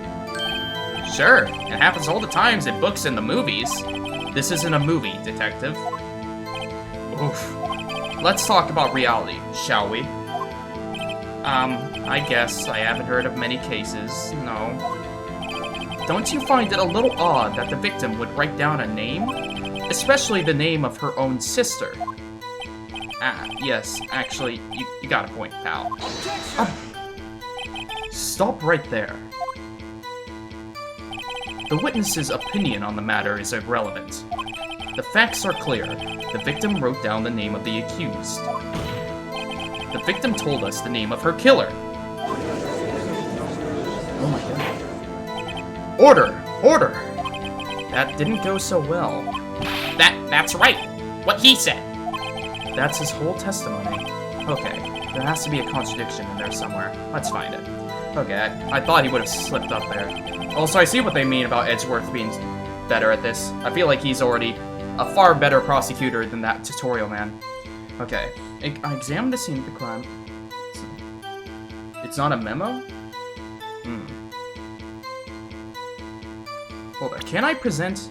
Okay, I can present stuff now. I forgot. Hold on. It's a receipt. Oh, right! Hold on. Did you find any evidence? Now, don't jump the gun on me. Just listen. I'm getting to the good part. Okay, hold on. I found a memo Well. Hold on. Just because you found it next to the button. Well, no. 2D right. Wait. Oh, the killer. Oh, you're saying the killer wrote her own? She was framed. Uh-oh, no, Phoenix, we're making assumptions here, buddy. We haven't laid the ground rules for this. If that's the case, where's your evidence? No, Wright, what are you doing? Ha, I guess that was a bit of a tall order for you. Those without evidence shouldn't open their mouths, Mr. Wright. Yeah, pal. Well, detective, tell us what was written on that memo you found. Edgeworth called us out. We can't just be making accusations. Okay, no. Okay. So, I am going to present you this. It is a receipt.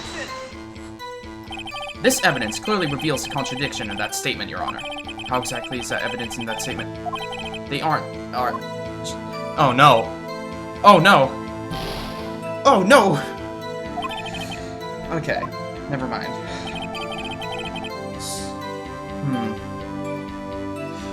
Okay, let's think a bit here. On it, the word Maya was written clear.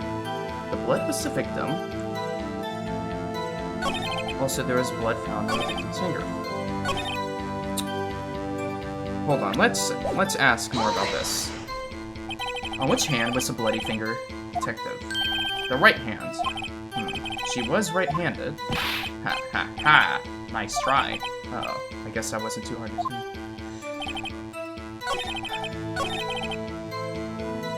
Okay.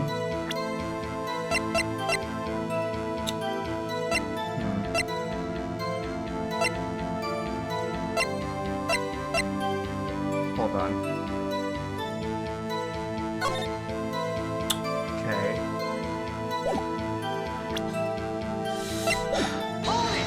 Do you have anything more to say about this? What kind of tests were these again? What kind of, well, I heard they take the, little bits in the blood, the, hermogoblin, bobbin. I refuse to testify on this matter, Val. I'm no expert on blood tests. Yes, that was quite clear. You may continue with your testimony. Thanks, Val. I mean, Your Honor, sir. Detective Gumshoe. Yeah? I look forward to your next evaluation. As should you. Oh. That was a mess. Right, where was I? Oh, so there was blood found. Okay.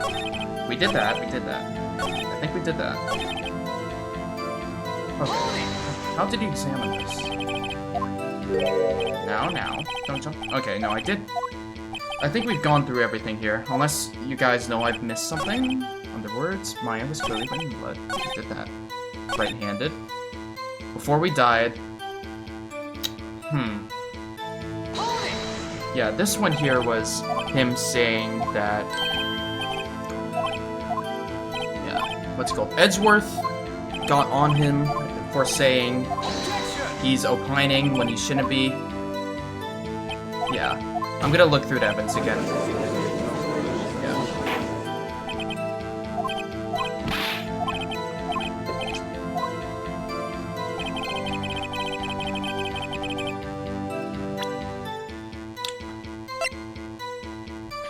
Time of death. Oh, right! The cell phone. Okay. How would that be helpful here? Conversation. I don't think it would be. Mods, kill that guy.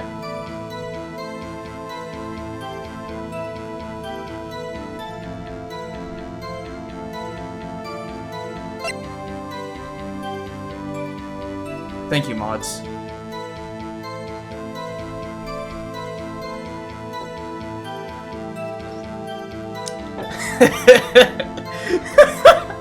Oh, wow. That is actually funny seeing you guys do that. You guys actually... One of you deleted the message, the other one shot him in the back of the skull. That's crazy. Okay. But I believe the cell phone...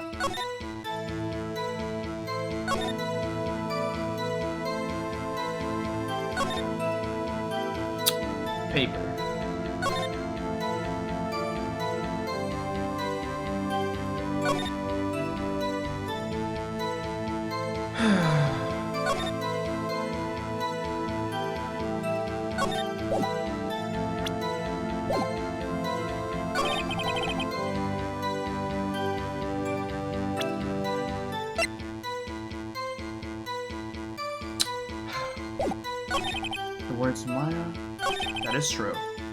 Lab test results show the blood was the victim's. We know that. Right-handed.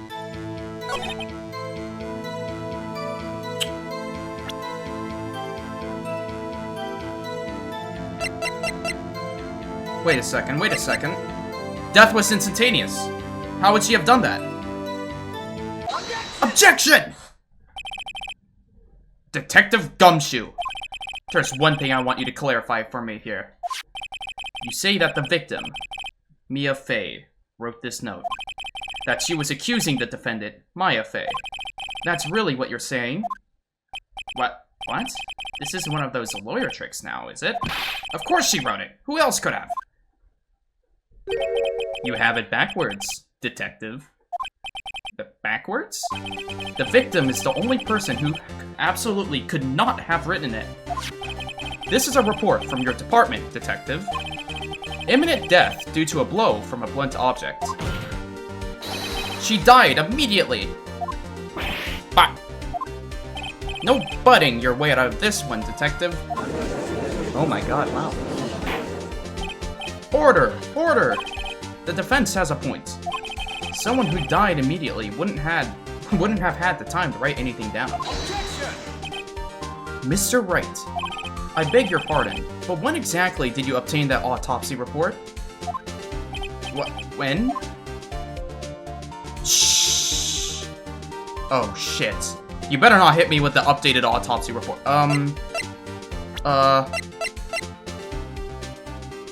Shit, when did she die? When did I get...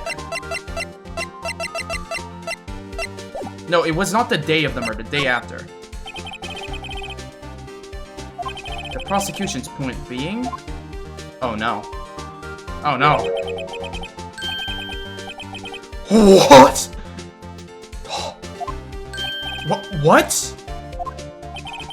The second autopsy was performed yesterday at my request. What the... Phoenix, what are you doing, man? Death was almost immediate due to a blow from a blunt object, but there is a possibility the victim lived for several minutes after the blow. I received these results this morning. No way! Your Honor, it's quite easy to imagine that the victim did have time to write Maya. That is all. I see. Damn you, Edgeworth. I should have known you'd have something up your sleeve. Dang it! Why, Mr. Wright, you look shocked. Something you want to say? No! What? None of these answers are good! It's either fuck you, Edgeworth, fuck you, Gumshoe, fuck me! You're a sham, Edgeworth! Mr. Edgeworth, I've heard there's nothing you won't do to get your verdict.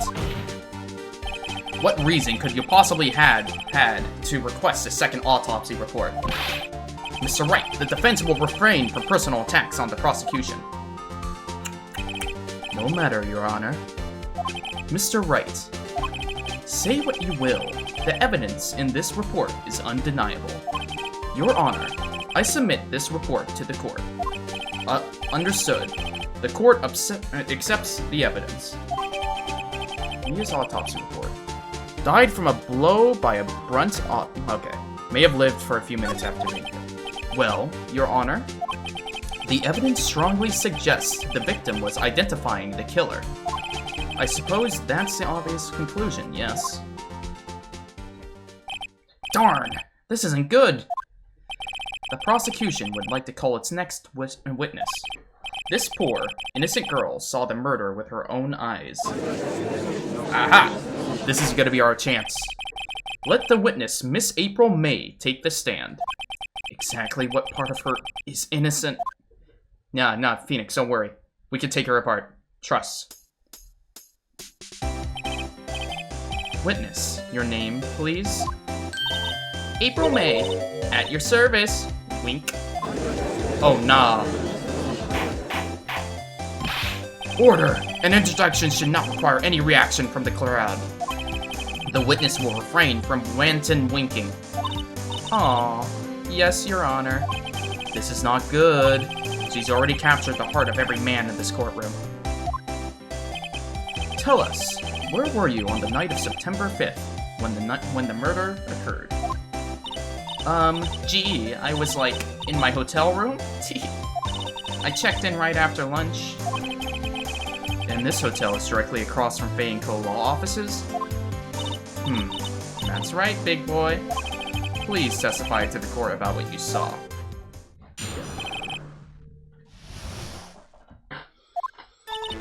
It was like 9 at night. I looked out the window, you know? And then, I saw a woman with long hair being attacked. The one attacking her was a mousy girl sitting in the defendant's couch, in the defendant's chair.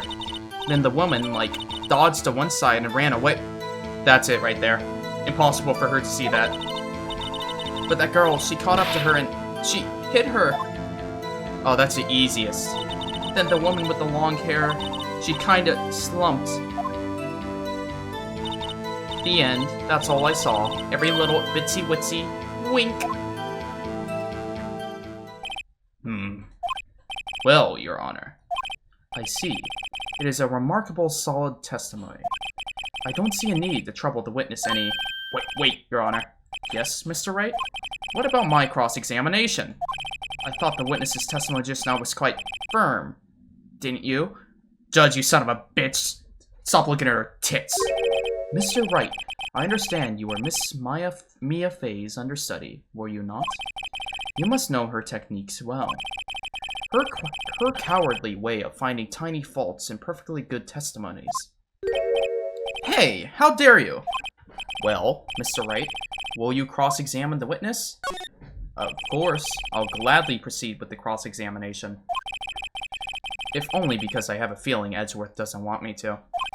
She has to have some weakness. Very well, you may begin your cross-examination.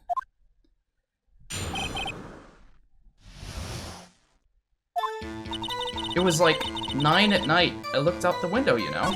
And then I saw a woman... Yeah? That's false.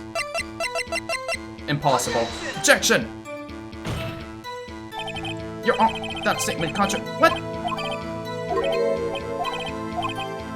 Oh, come on! Hold on. I know. Okay, fine. Okay, 9. Why did you do that? Huh? Why? Like, why what? Why did you look out the window? What were you expecting to see something? Oh, well, gee. What? That's it? She can't get out of this question that easily. I sort of, you know... Dude, stop. Had a feeling... No.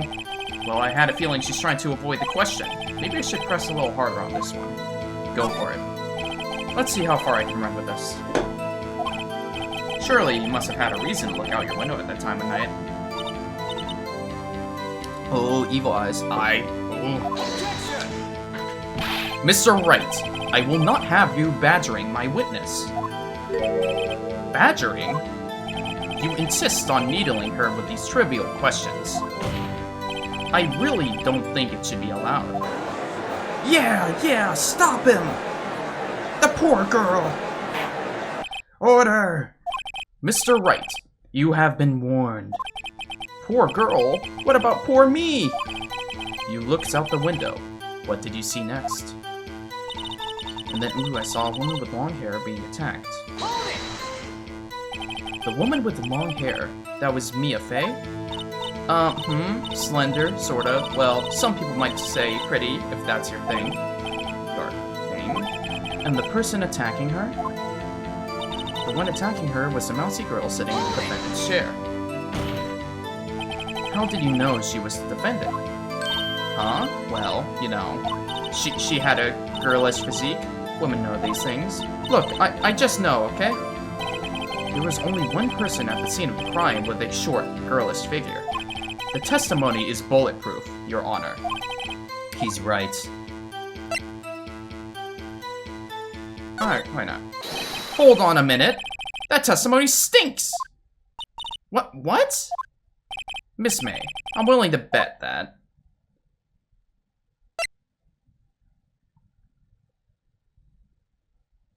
You're lying. Are you telling the truth? Did you really see the defendant?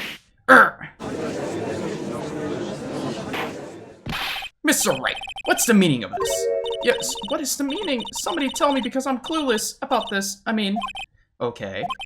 If you had really witnessed my client, Maya Fey, you would have noticed her clothes before noticing her physique. No one wears clothes like this on a daily basis, except her. And I'm no expert on fashion, but her hairdo looks far from normal to me. However, the witness's testimony mentions neither of these things. The testimony is bogus! But, still, we don't know if she was dressed that way the night of the murder. She was, Your Honor. I saw her, and so did Detective Gumshoe. What do you say to that, Miss May? Rawr! What are you trying to say, you mean lawyer? I saw what I saw. I just didn't think of all the trifling little details were necessary, darling. Miss May, the court would like to remind you to please omit nothing in your testimony. I'm sorry, Your Honor. I'll be a good girl, I promise. Wink. Your testimony again, if you would. Damn, I almost had her. Okay, that was good. Stop looking at her tits, chat. Don't fall for her ruse. I did see everything, I did. The victim, the woman dodged the first attack and ran off to the right. Then the girl in the hippie clothes ran after her.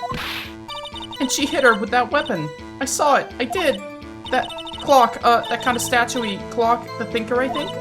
Well, does the accuracy of my report not startle you? Teehee. I see. Edgeworth, impossible. I see. I only wish you had been so detailed from the beginning. Please begin the cross-examination. Oh, I got you now. I got you. I got you now. I got you now. Hold it. How did you see her go to the right? That right as in your right, as you looked from the hotel? Which hand do I hold my knife in again? Right. It was my right hand, right? Satisfied, Mr. Wright? Please continue.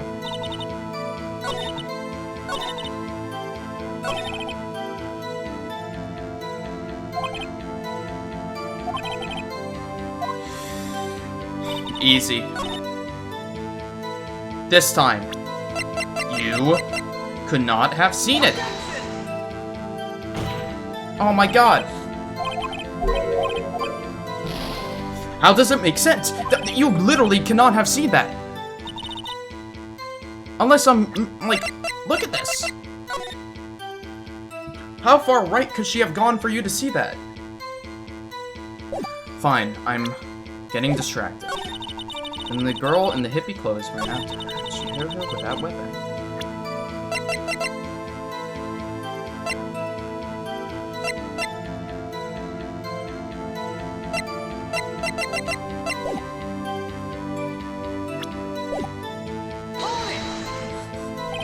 Where did this weapon come from? From the desk?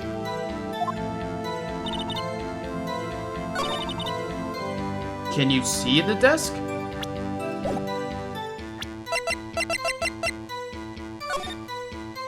No, you can't see the desk. Can you? What side of the desk? Let me hear... Here, let me just hear all the information first. Didn't this come up? You can't win though.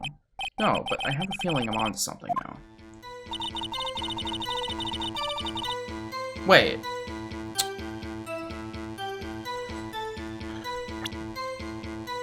Yeah.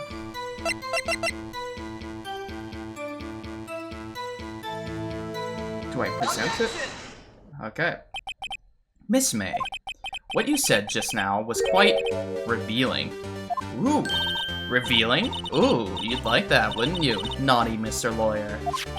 You just said that this statue, the Thinker, was a clock. But there's no way of knowing that just by looking at it. Another person in much the same position as you recently called this a clock too, and he was found guilty of murder. Order. Order! Miss May, Can you explain how you know this was a clock? The witness saw the murder with her own eyes. That's all that's important here. The defense is trying to confuse the issue with trivial concerns. Yes, of course.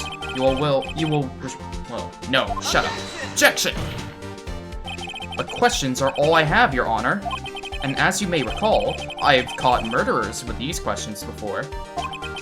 Well, only once. Objection sustained. You may continue to question the witness. Phew, that was close. That's true, Phoenix. Huh? What? So, what happens now? What happens now is you answer my questions. How did you know it was a clock? What? That's... Because I heard it? What? Yes, I heard it. It says the top... What? So, you've been to the law offices of Faye & Co.? No, hey, I didn't say that. Why would I go there? I heard it from my hotel room, hee hee. The law offices of Faye & Co., where the murder took place, is very close to the hotel. She could have easily have heard the clock. Well, Mr. Wright, are you... No, what? No, Your Honor. I can't give up now. I'm not satisfied because... She couldn't have heard it. You were at the hotel. There's no way you could have heard the clock go off in the building next door. You have proof that she could not? What the fuck? What do you mean? Amateurs. Listen to me, Mr. Wright. In the courtroom, proof is everything. Without it, you have nothing. You are nothing. And I would like to propose a test that she really could have heard.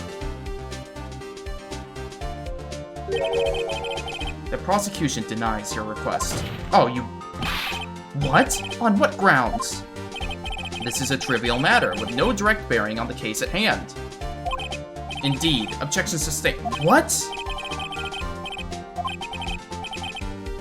No. No, Your Honor. Can't give up now. Okay. It couldn't have run. Your Honor, members of the court. It is inconceivable that the clock in question rang. Because... Oh wait, no, it's empty! That clock is missing its clockwork. It literally got taken out. Inside of it were documents. How could you possibly? Just take a look. Right now. Oh. See anything interesting, Your Honor? And the evidence is the phone. It's as the defense says. This clock is missing its clockwork. It's quite empty.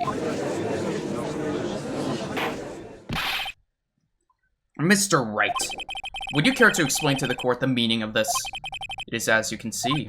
The clock was empty. It couldn't have rung. Therefore, this witness is a big, fat liar. Fat? Well, Miss May? Tisk, tisk. Quite a show you put on for us, Mr. Wright.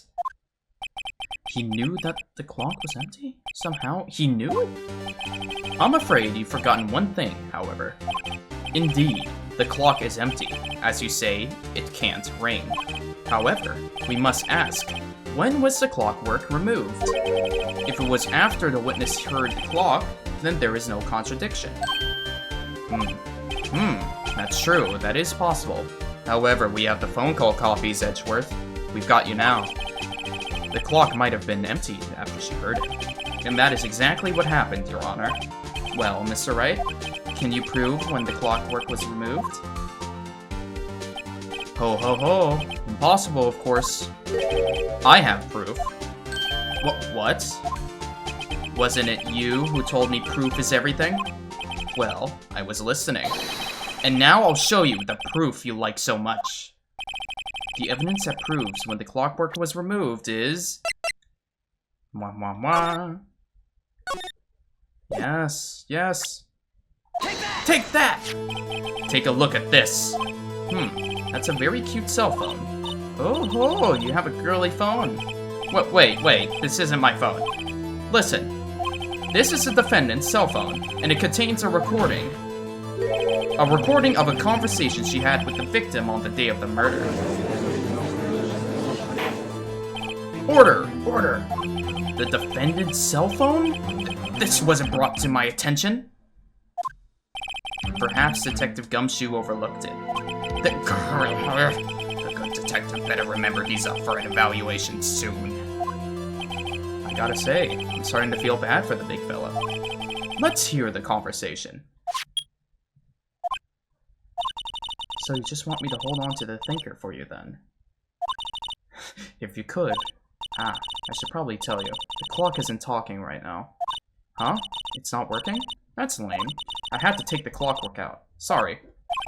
September 5th, 9:27 a.m.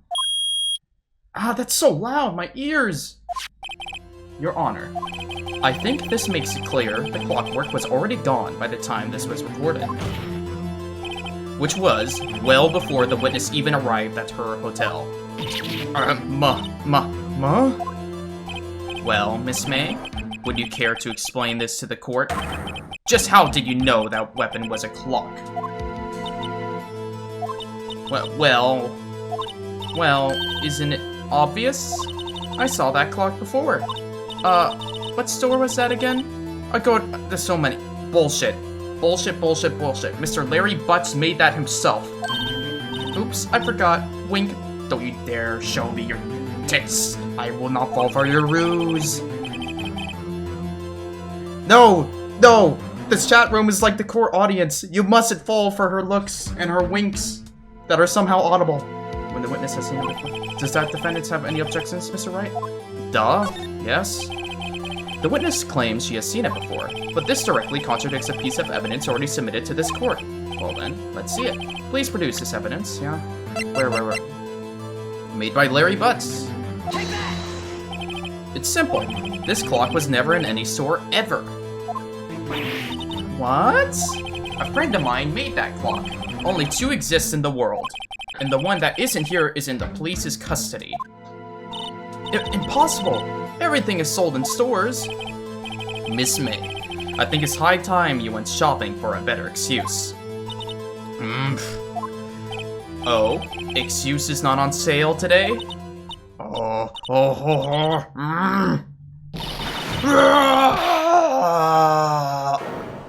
Oh, hell nah. What is it with you, porcupine head? That stupid clock doesn't matter, okay? She did it, and she should die for it. Die! Whoa, let's not get ahead of ourselves. This is a court of law, and the witness will remain calm.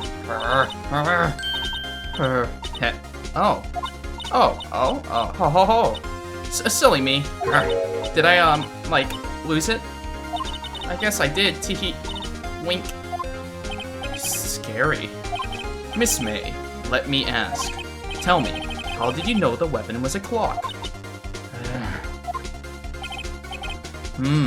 Oh dear. Does the defense have an opinion on this behavior? Okay, this is it. Yes, Your Honor. Allow me to explain how I see the truth of the matter.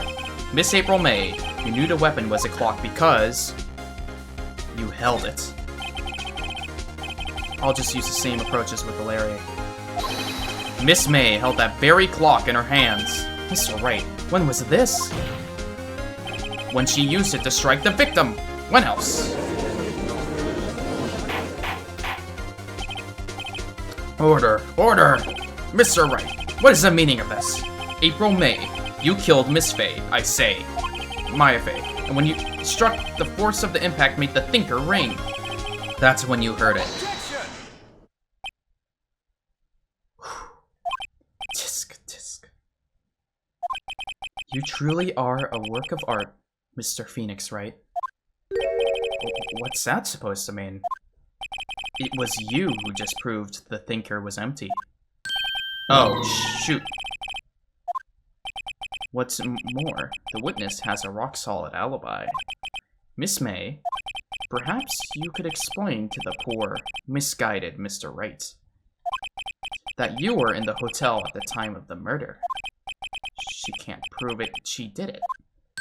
It would be my pleasure. Uh-oh. No way! Yes way, Mr. Lawyer.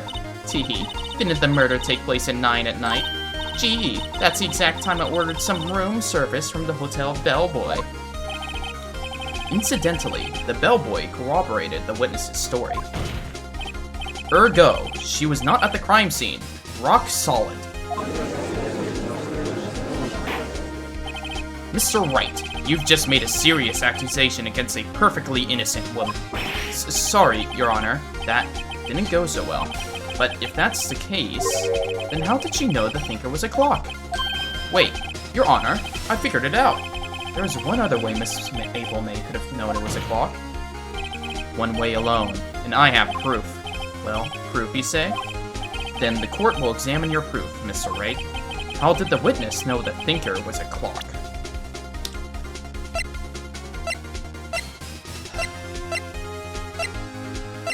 Wait a second, would it be the wiretap? Oh my god, it would have been the wiretap. She could have listened in and heard her say that. Have a look at this. I found this in Miss May's room.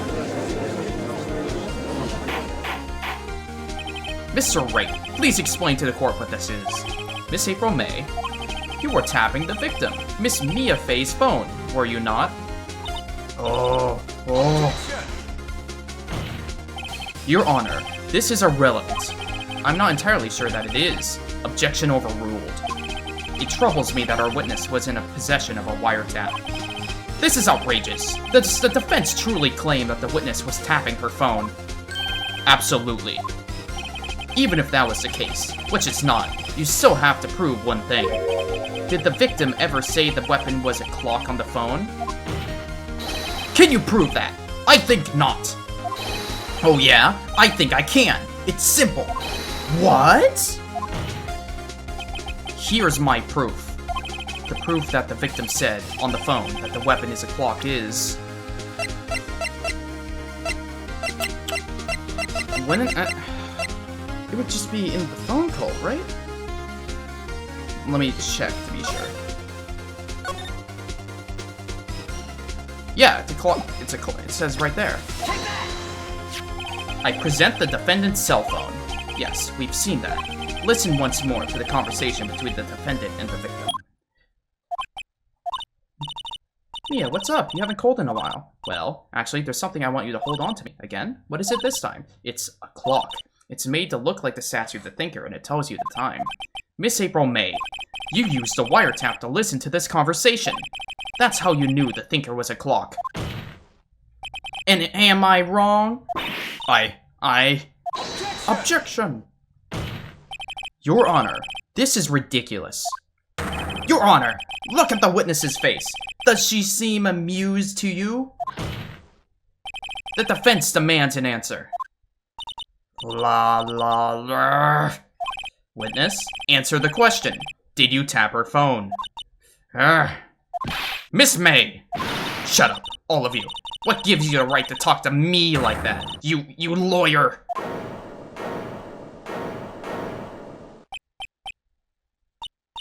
It's no fair. All of you ganging up on me like that. Oh, so I'm the bad girl, is that it? Is that it? That did it. The court's seen the real Miss April May now. Now to deal the final blow. Why the wiretap? Miss May, why did you tap her phone? Answer the question. Do I have to? Isn't this a murder trial? Isn't tippity-tapping irrelevant? Gah, she's saying exactly what Edgeworth wants her to say. Miss May, you are tapping the victim's phone. I hardly call that irrelevant. While this court does not condone the defense's tone of voice, he has a point. Well, Miss May, do you have an explanation for the court? At the time of the murder, I was in my hotel room getting room service. How could I have killed her? If you don't believe me, just ask the bellboy. Well, does the defense have anything to say? Well, come on, think of something. I could call the bellboy as a witness. The defense would like to call the hotel bellboy as a witness. There's something suspicious here, and I'm going to get to the bottom of it. I think you've sunken quite low enough already. Objection! I object to calling the bellboy. Why? What's your reason? Because I hold that the wiretapping had nothing to do with the killing. However, if you agree to one condition, I'll consent to calling this witness. Condition? If Miss April May's alibi is not called into question after you examine the bellboy, then you will recognize that Miss April May was not the killer. Thus, she is innocent. Oh boy. And thereby, you must also accept the verdict of guilty for Miss Maya Fey. That is my condition. What? I'd better find something suspicious in that bellboy's testimony. Otherwise, Maya will be declared guilty on the spot. What should I do? Accept the condition. Alright, I've got nothing to lose, except for, well, everything. Understood. I accept your condition. Fool. You fell right into my trap card! Uh-oh. Wait. Very well. The court calls a hotel bellboy to the stand. You fool, Yugi. I believe we're ready for the witness to testify. He certainly does look like a bellboy. Yes, sir. I received your summons in the middle of work, sir. I'm happy to be of service. That tea set looks rather heavy, so without further ado, the witness may begin his testimony. Very good, sir. Alright. I am the head bellboy at the fine Gatewater Hotel, in business for 4 generations. I believe I received a call after 8 in the evening from our guest, Miss May. She asked for an iced coffee to be brought to her at 9 on the dot, sir. I brought it to her at precisely the requested time, of course, and I delivered the iced coffee to our guest, Miss May herself. I see. The defense may begin its cross-examination. Right, I'm ready, I hope. This is it. If I can't prove Miss May was involved with the murder now, Maya will be finished. Oh my god, I've been in character for so long. I'm like losing. I am me. I'm the head bellboy at the fine Gatewater Hotel, in business for 4 generations. Alright, that's irrelevant. I believe I received a call after 8 in the evening from our guest, Miss May. She asked for an iced coffee to be... I think that's 9 on the dot, you say? Yes. I confirmed that detail several times. She was watching a program on the TV, and wished to drink after she finished, sir. 9, the time of the murder. Okay. And I differently to our guest. Let's see. You sure it was Miss April May herself? Absolutely, sir. Absolutely? Yes, sir. As in, so very absolutely, sir. It is an endearing mannerism of mine. How come you're so very certain? Well, when I brought the room service, sir, the guest, sir, favored me with a, embarrasser, sir. Embarrasser? Is that French for embrace? It's French for kiss, sir, but not a French kiss, sir. More of a peck on the cheek. Why would she have done that? I believe perhaps she was momentarily swayed by my prim demeanor, sir. It was a moment I shall never, ever forget, sir. Sounds pretty fishy to me. I think our Miss May was up to something and wanted the bellboy to remember her. It's no good. There's nothing there. Is that it? Tisk tisk.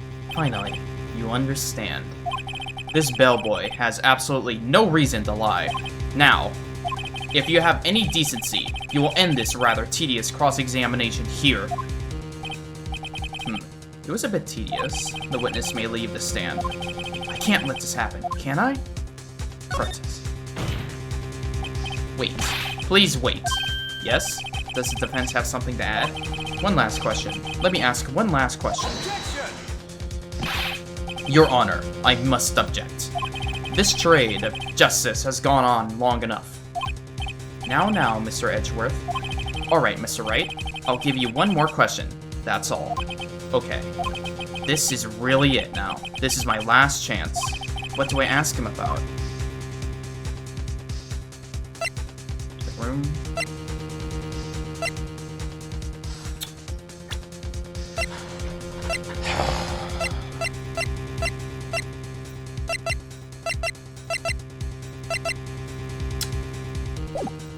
The room service? Tell me again about the room service. Again? No. Wait, $18? Doesn't that sound a bit expensive? Yes, well, iced coffee for 2, you know. Oh my goodness. There it is. 2. What did he say? What did you say? Rather, quite. Bellboy, tell us the truth now. Was someone else staying in Miss May's room? Objection! I object. That was objectionable. Objection overruled. The witness will answer the question. Yes, I see. Why did you not mention this in your testimony? Well, sir, you didn't ask. Nice try. That's the sort of thing you're normally supposed to mention. Yes, quite, indeed. It was, a good barrister there, Mr. Edgeworth, who... He asked me not to mention it if I wasn't specifically asked, sir. Ugh! You fool! Oh my goodness. I've done it. I've won! No, Phoenix Wright. Don't get too confident. Miss April May checked into a twin room with a man. Correct. Yes, sir. Then, when you brought them room service, you didn't see that man in the room. That's right, sir. Your Honor, we have just learned of another person involved who may have been the murderer. In light of this new fact, I hold that it is impossible to judge the defendant. Wouldn't you agree, Mr. Edgeworth? And who, Mr. Wright? Who is this other person? Simple. It was...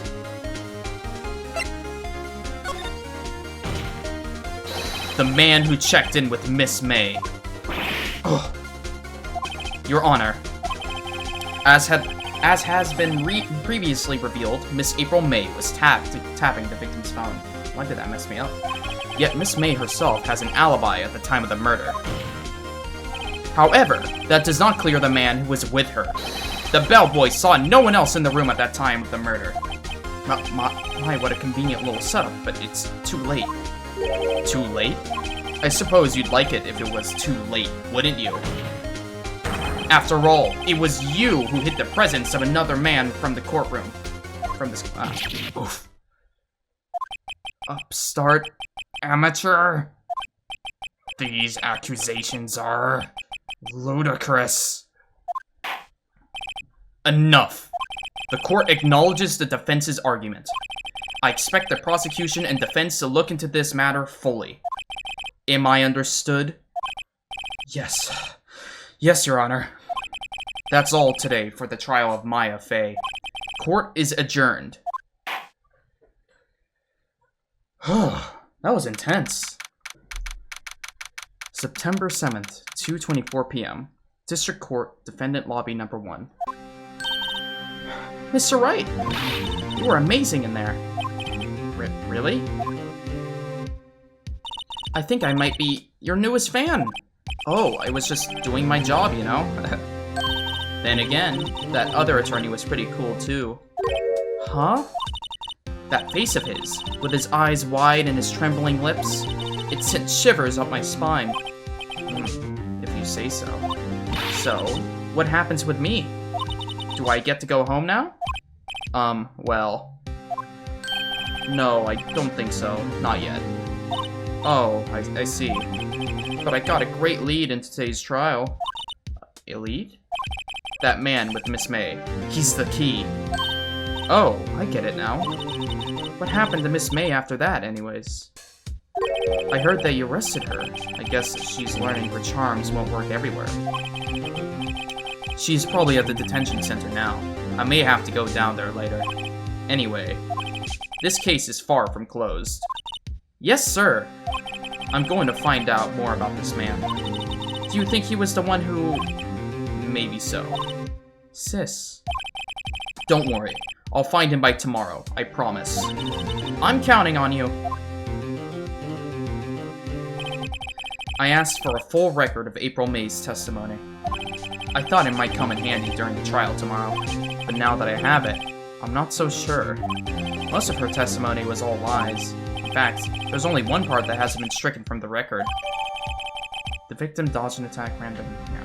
Okay. I don't know how much good this will do me at all now. Anyway, time to hit the pavement and do some investigating. Maya doesn't belong in that detention center, and it's up to me to set her free. Okay. Alright, Miss Batman. About the man who stayed with you in your hotel room. Can you tell me about him? Where is he? Come on. No way, Jose. Maybe if I had something to get her to talk. A wiretap? Why did you place a wiretap on Mia's phone? Aw, when you say it like that, it sounds so cold. So criminal. Tapping people's phone is a crime, Miss May. And I suppose you learned about that in lawyer school, I am drinking water as well right now. I gotta keep my voice healthy. Creep. This woman is impossible to talk to. Your attitude. Say, why are you so angry? I mean, you don't look like a bad person. Oh, that does it, bottom feeder scum-sucking lawyer. But bottom? I can't tell. Does she have a thing against lawyers or just against me? She doesn't look happy. Yeah. Hey, guard, how are you feeling? This guard is mine. He doesn't get a lot of women like this, maybe. Okay, whatever. Hey. Did you know I'm a lawyer? Okay, guess what? Actually, I, really hate your gut. Oh, you bitch! Because I'm not... Oh my god. That is the most negative reaction I've ever gotten for presenting my lawyer badge. Then again, she has also stated her, like, hatred about lawyers, so I don't know what I was expecting. I don't know what else I could really get from you. What do you think about your testimony? Okay, never mind. There's no point in talking to you. Oh, wait a minute. What happened here? His painting's gone? Huh. Looks like Rosberg is out today. Again. Maybe he's avoiding me for some reason? Wait a second. I see that photo. I see that. Right there. That's the man. Him. What's this? Old photos? There are two lines here. Something's been written in pencil on the backs. DL6, Incident Exhibit 8. DL6, Incident Exhibit B. Let's take a look at these. Ah, that's your mother. Okay. Yeah, let me guess. And then we're also gonna grab the photo. Wait, what? Switch it? Can I only have one or the other?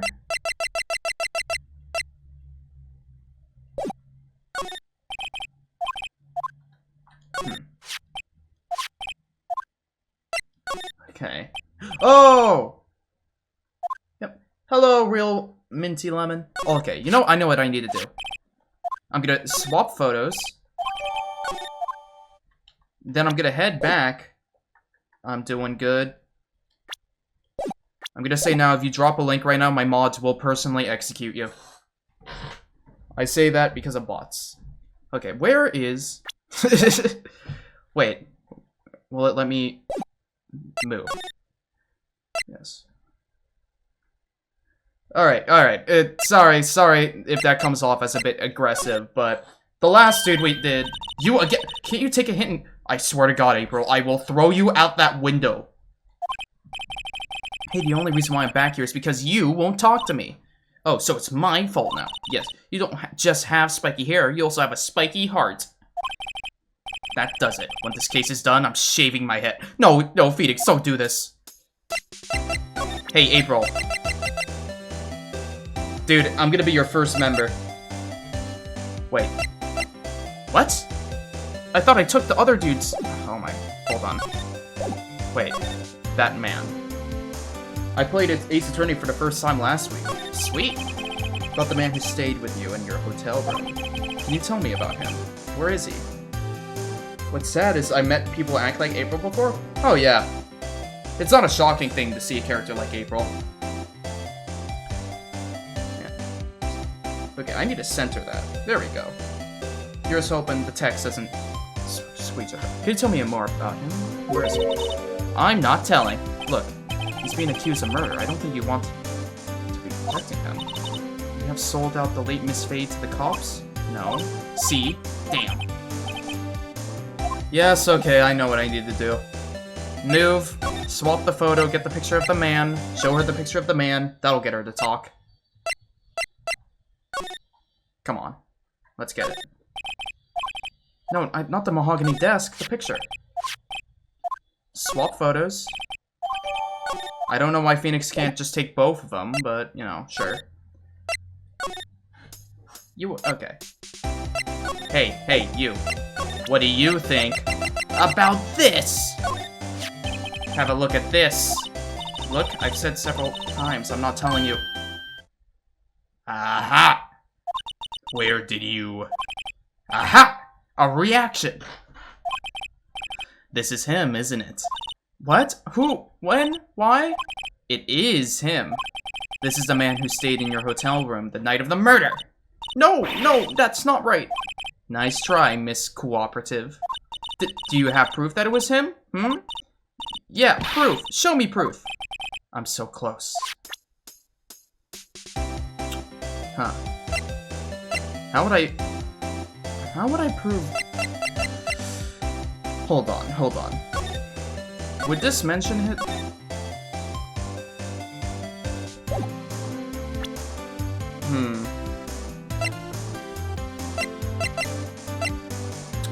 We still haven't found a use for the glass shards, but... I can't back out of this, can I? I don't know how would I prove that it's him? Am I missing something? I may be missing something. Cause this... Yeah, that's the picture. Dodge and attack. Yeah, we don't have any evidence right now. I need to check the Loco office. This probably has something. Looks like forensics is taking the day off today. Detective Gumshoe's nowhere in sight, so we can explore his pleas. Police really gave this place a working over. I doubt there are any valuable clues left. That's what you think, Phoenix. Suppose it can't hurt to take a look around, though.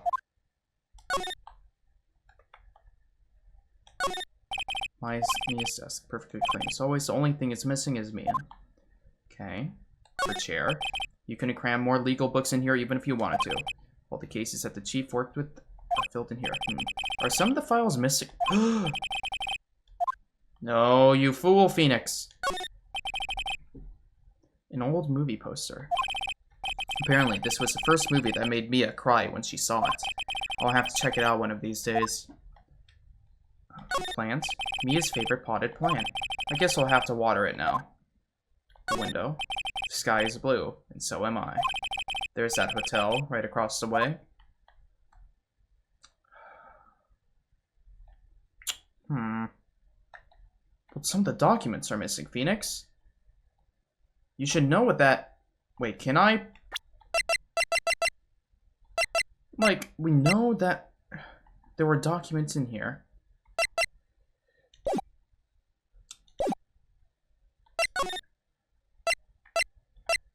Okay, I guess I can check her room. Ah, welcome, sir. Quite the performance today, if I dare say so myself. Oh, thanks. Sorry for putting you on the spot like that. No, not at all, sir. Your efforts today can only help the Gatewater's rep, as they say. Huh? Rep? Yes, our reputation will swell as a hotel where the murderer used to wiretap. I don't know if that's a good reputation, but sure. We can charge a premium for the room, of course. It will be great for business, sir. Whoa, whoa, Miss May hasn't been charged with murder. I, too, will become famous. The bellboy who brought the murderer's iced coffee. Why do I feel like we're both stuck in the same bad dream? So, you are our honored guest.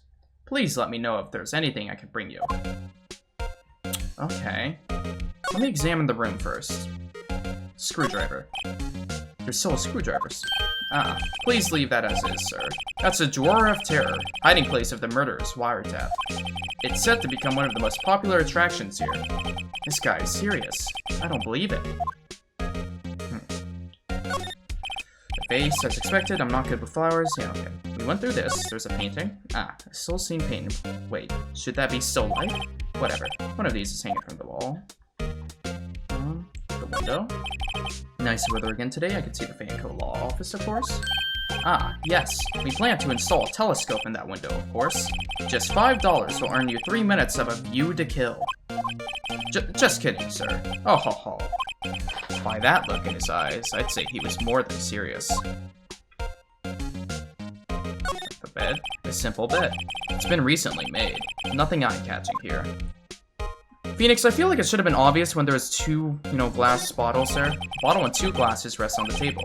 Why hasn't he cleaned these up by now? Ah, I beg your pardon, sir, but if you could please refrain from touching those. It's part of the decor. I call it the last drink before murder. We'll be famous. The talk of the hotel industry.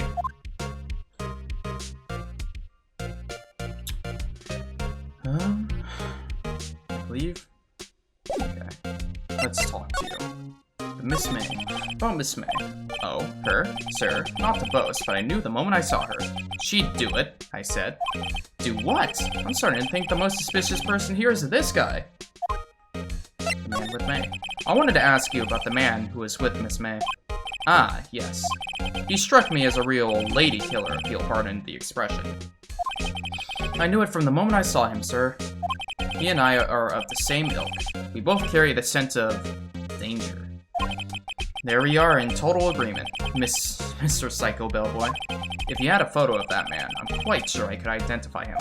Photo, Well, I do have a photo. I'll present you that in a second. Could you tell me about this hotel? Absolutely. And on the subject, I have an excellent idea, sir. Currently, this hotel is known as Gatewater. I propose that we add a subtitle. A subtitle? The Gatewater Hotel. The Gatewater Hotel. Murder Manor. Well, what do you think? Sounds great. Whatever floats your tea set. Okay. I now present you the picture of the man. Take a look at this photo. That's him, detective. I'm the lawyer. Oh, I know that. I just wanted to say detective once. You know how it is. No, I don't. Without a doubt, that is the man who checked in with Miss April May. How about I write an affidavit swearing... I don't know how to say that word. The affidavit swearing that it's him. You better not force me to attempt to say that again. I don't... Is that like... I'm gonna look it up. What is an affidavit? Or whatever. A-F-F-I-D-A-V-I-T. A written statement confirmed by an oath or affirmation used as evidence in court. Okay, so it's pretty much his written testimony saying that he corroborates or claims that that is the guy. Yes, of course we'd want that. Well, sure, why not? I've always wanted to write an affidavit, sir. From henceforth, I will be known as the bellboy who swore the affidavit. Just hurry up and write it. Alright, describes a man who stayed with Miss May at the hotel on the night of the murder. Not even Miss May can play dumb to this. Alright, that's perfect. And look at all this evidence. I believe we can now go to Miss Evil May, evil lady. Hey, you. The man? Yep. You're like, oh. Yeah, I have proof. The proof is right here. Can you have a look at this? What's that? The bellboy's affidavit. It tells us everything he saw. Such as the man you checked in with. Who was most definitely this guy. Now I'm getting somewhere. Push her hard. This is it, all or nothing. Time to do a little bluff. No use playing dumb, if indeed that's an act. If you don't talk, I'm taking this info to the press. What? Even though he shouldn't have been witness to murder, your little friend was missing. I'm sure the press would have a field day with his reputation. Oh, fine, I'll talk. There we go. You win, lawyer. Yes, man, that felt good. It's great to be alive. Thank you, Phoenix. Why are you pumping your fists in the air? Now, tell me about the man you were with. That man, he's my boss. Red White, the president of the information gathering conglomerate, Blue Corp. Red White?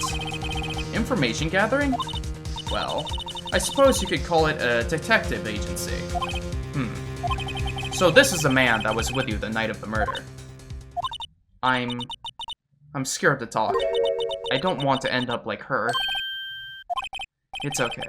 I'll just ask Mr. White himself. Can you tell me where Blue Corp is located?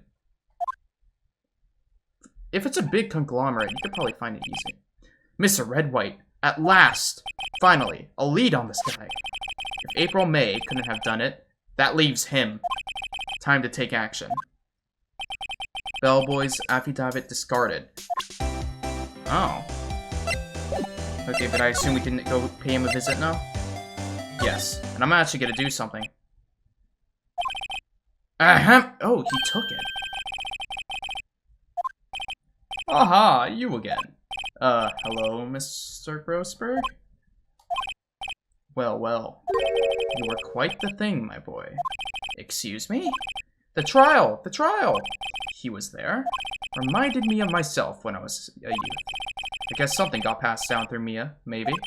It brings back memories, it does. Ah, the days of my youth. Like the scent of fresh lemon, you see. I apologize. It was all a bit too much for me, my boy. Seeing you today, I appreciate the reminiscing, but I'd much rather you gave me some information. Hold on. So, it's gone, you took it. Today's trial. So you came to see the trial? Yes, I did. Something was bothering me all last night, you see. I couldn't get a wink of sleep. Really? What was that? Well, you see, it's just Mia's sister, that poor girl. My boy, I owe you my thanks, truly. I don't know what I would have done if things had gone poorly for the girl. If you were that worried about it, why didn't you offer to defend her? I asked before, but why did you refuse her request for defense? I think I have the right to know. A right, Mr. Wright? No. I'm sorry. It's just, I need more time to think about it, my boy. 100% he knows something and or he's directly affiliated with the killer. That painting. The other day, I'm sure there was a big, pretentious-looking painting on that wall. Pretentious-looking? Well, you know the one I mean. Anyways, where did it go? Ah, yes, well, I got rid of it. Got quite tired of the thing, really. I don't believe you. You were talking up a storm about that. I, sold it, you see. Yes, that's right. Sold it? I'm not sure I buy that. Me neither, Phoenix. Wasn't that painting rather important to you, sir? Did something happen? I don't see how it's any of your business. Please, speak no more of that accursed painting. I didn't.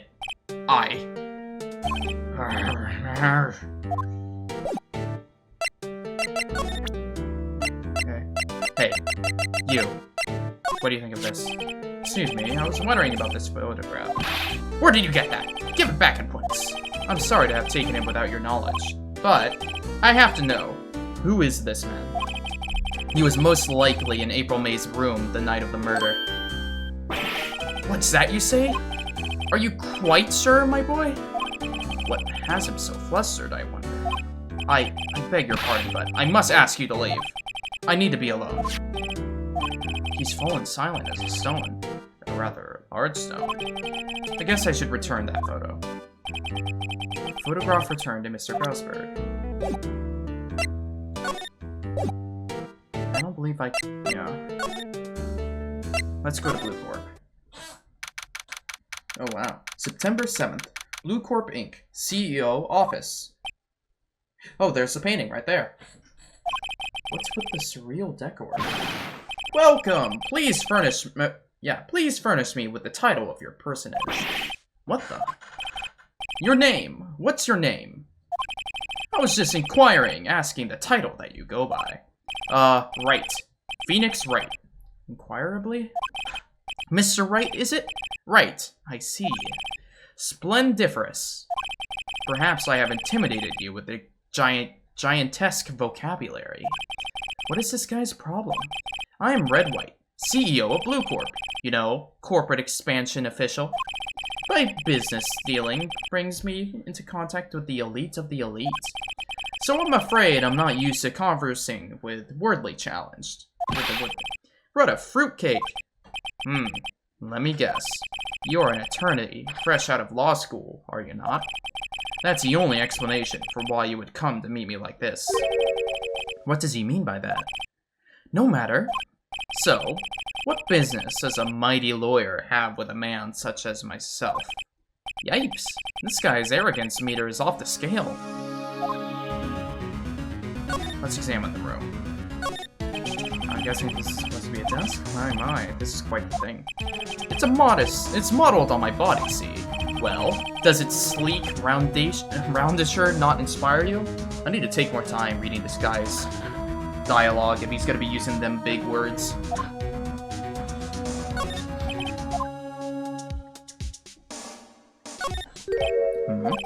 Haven't I seen this somewhere? Is this a replica? Ridiculous! I have no interest in anything but originals. That right there is a bona fide original. Worth 5 million, for sure. Interesting.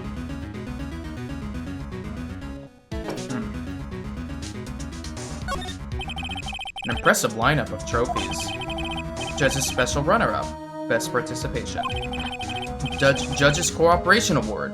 Special Good Try Prize. The word judges and special kind of stand out. He probably is familiar with the law. A statue of a man holding up the world. The Blue Corp sign certainly stands out enough. The model for the man is, of course, Mr. White. Truly a work of art, but probably too beauticious for you to appreciate, correct? I think it's a little too beauticious for just about anyone to appreciate. I think that's everything. Oh. This is a top floor of a 20-story building. The view is quite presidential. Miss May. Miss May is an employee of Blue Corp, is she not? Correct. She was my secretary. Secretariat? I've never heard someone say it like that. What a shock it was to hear what she has done. What she has done? You mean the wiretap? Indeed! She is paid to answer phones. Tapping them is not in her job description. She does gather information for us as a part of her duties, but I assure you, we do not condone illegal methods. It is ineffable that she would do this. Sounds like he's trying to turn Miss May into a scapegoat. On the night of the murder, were you in April May's hotel room? Who can say? I seldom pay attention to mundane details such as time and place. My motto is, don't worry, be happy. Still, Mr. White, the hotel bellboy has stated on record that he does remember you very clearly. No matter, the bellboy can say what he pleases. I still won't talk to you. If you want me to speak, put me on the witness stand. Although I doubt you'd be capable of doing that. It raises a good question, actually. Why didn't the prosecution call him as a witness? Because Edgeworth knows. You should have seen the same thing as April May.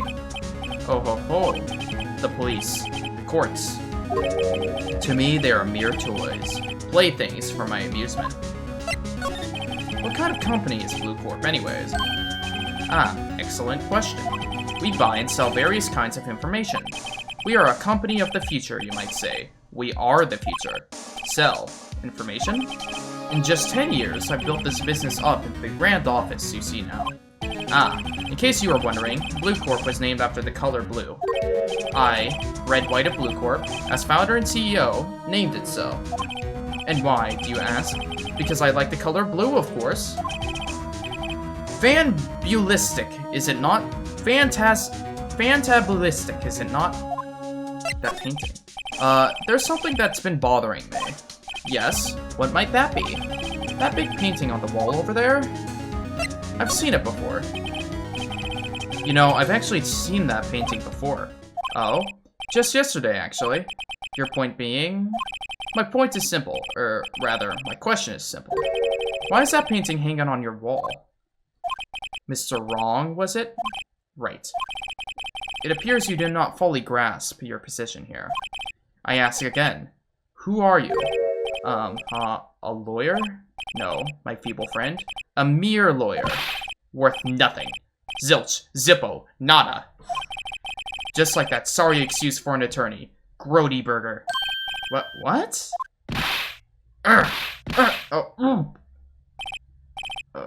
Did you just punch me? What the f... Well, Mr. Lawyer, what will you do, eh? Charge me with assault? Charge away, I welcome it, for it is you who will be found guilty. What? Heed my exposition. The police, the court, they all do my bidding. So you say. But I wonder, is that kind of control really possible? I don't expect you to understand. It is a world beyond your compensation. You came here from the Grody Burgers, I presume. Mr. Grossberg's. Yes. Then you must ask him. Why is it that this painting of his hangs here? Perhaps then he will tell you. Perhaps he will explain how a man can live life purely for personal profit. Go now. Skedaddle! There is nothing more to discuss. Oh, this fucker. You know, hold on. I gotta do this. Did you know I'm an attorney? Shut up. Shut up and get out. I have nothing more to say. Okay. Screw you. Wait, no. I didn't mean to go here. Wait, what? Oh. I got the money making blues. Someone seems to enjoy washing the showers. Wait a second. I can now finally... The screwdriver is still stuck in the drawer. Better not touch it. No telling what... Has something changed?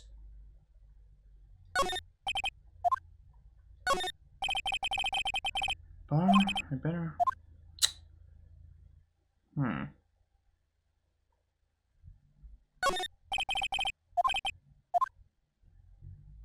Huh. Okay, I guess I just happened to end up back here? Okay. Let's go visit Grossberg. Huh? I don't think he's noticed me standing here. Maybe I should clear my throat. Ahem! Jumping Josephets! Oh, you! What's wrong? You look pensive, like an old man at the end of his days. I'm not senile yet. I'm just thinking about this whole mess. Something's really bothering him. That much is clear. Alright, so you came to see the trial? Yes, I did. So, couldn't get a wink of sleep. Well, you see, it's just me as sister to that poor girl. My boy, I owe you my thanks, truly. I don't know what I would do. I don't know what I would have done if things had gone poorly for the girl. I asked before, but why did you refuse her request for defense? I think I have a right to know. Oh, you're just repeating what I said before. Okay. So, I paid Blue Corp a visit. Oh, I see. Mr. Grossberg, I have to admit, something has been bothering me. Oh? What is it? Well, out with it, my boy. You see, it's just...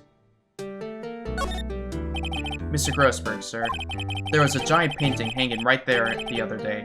Was there not? The one you said you have no intention of parting with? Well, I saw it today. It was in the CEO's office at Blue Corp. Red White's office. So, you noticed. I suppose I should have guessed you would. It is a large painting. Mr. Grossberg, I know you and Mr. White are connected somehow. Sorry. Connected, you say? Yes, and I know what it is. He's blackmailing you. Mr. White has something on you, doesn't he? Blackmail? Right on the money. I think that painting is fairly gaudy proof. Very well. This may be the chance I've been waiting for. Maybe it's time to get this off my chest, so I can finally rest easy again. After all, you are Mia's understudy. Perhaps it was fate? What's he talking about? Red White is a man who makes his living through intimidation. Blue Corp is a company that excels in finding people's weaknesses, I'm afraid. I've been paying them for 15 years now. 15 years? All because of the Deal 6 incident, as you may have guessed. The name on the back of those photographs. As you suspected, I could not stand in defense of Maya because of this. White would have destroyed me if I did. So that's the connection. It's hard for me to tell you this, my boy, but arresting Red White will be nigh on impossible. Impossible? Why? He has information on everyone. It gives him an iron grip. He owns judges, attorneys, prosecutors, police, and politicians. What? They are bound, unable to do harm to themselves, and therefore to him. Don't look at me like that. What you see is nothing more than the weight of many years. What is the DL6 incident? DL6 is nothing more than the sorting code the police gave the case. It was 15 years ago now. It was 15 years ago now.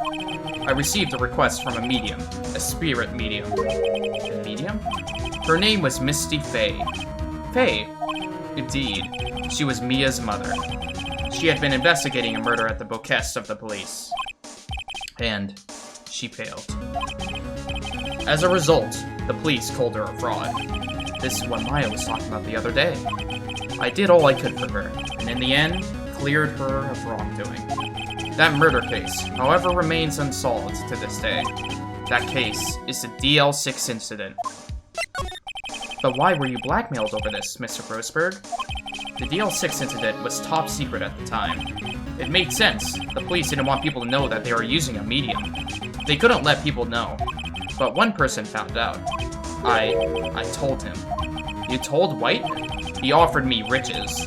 It is an embarrassment to me now. Because I talked, the police were mocked far and wide. In secret, they began looking for the one who sold them out. Of course, White heard about it, and he came to me. Only this time, the offer was blackmail. I see. White controls the law of this country as he sees fit. Yet, if you would still challenge him, have a close look at Mia's office. His office? She followed his every move for years. She may have recorded something of what she found. Okay. We have a lead. It's funny, looking at this room. It seems so normal. Hard to imagine a murder took place here. Mr. Grossberg said there would be clues. Maybe I should have another look. Well, it's the bookshelves, isn't it? All the cases the chief ever worked on are filled here. They're all in alphabetical order. Let's take a look. Which file should I look at? It was the... Yeah. A, B, C... What? Yeah. Lion and Faye's mother. Should I take a look? Yeah. I have tarnished the Faye name, leaving only these words. My mother vanished. I was determined to find the ones who had made my mother blame herself in this way. Using the power that runs in my family, I held an audience with the dead. Finally, the names of two men surfaced. One was Marvin Grossberg, a lawyer who sold my mother's information for riches. The other was the man who sold that information to the press. This parasite, who makes his fortune on threats and coercion. His name is... The record stops there. So Mia knew Grossberg. Yeah. Let's see. Yeah. Ew. There's writing on most of these. White? This is Mia's handwriting. Wait, I get it. Mia thought he was involved in these suicides. Wright drove them all to. I can use these newspaper clippings. Let's find the most disturbing ones. Ooh. Isn't there one more thing? Just to see if there's anything here. White. The entire W section is missing. Was it taken? Okay. I believe that's what we were looking for.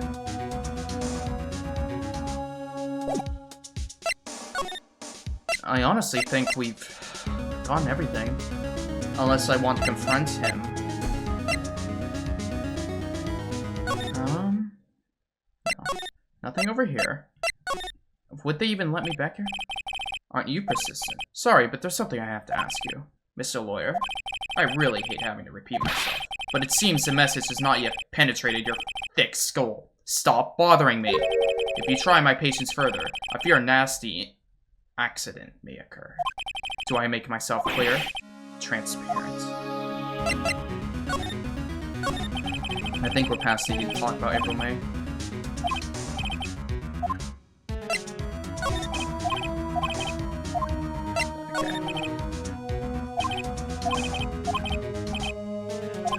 Okay.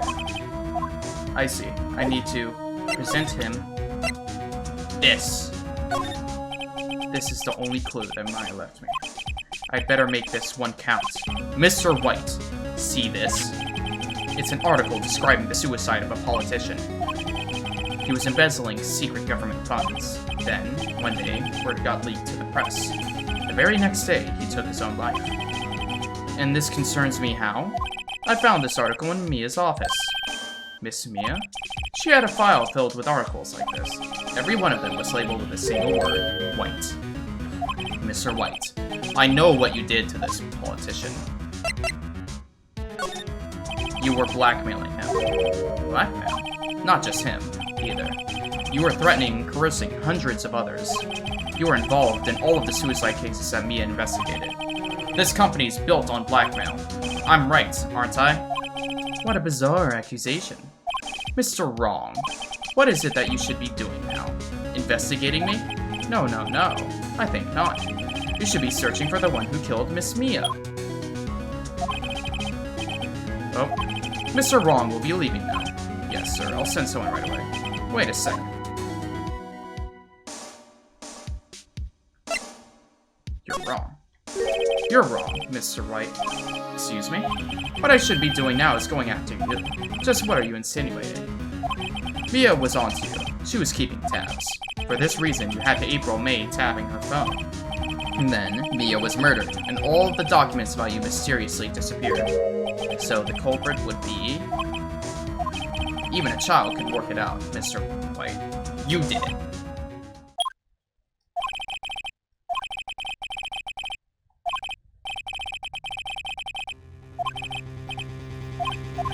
Wait, that's you? What are you doing calling me at a time like this? Hello, Chief Prosecutor?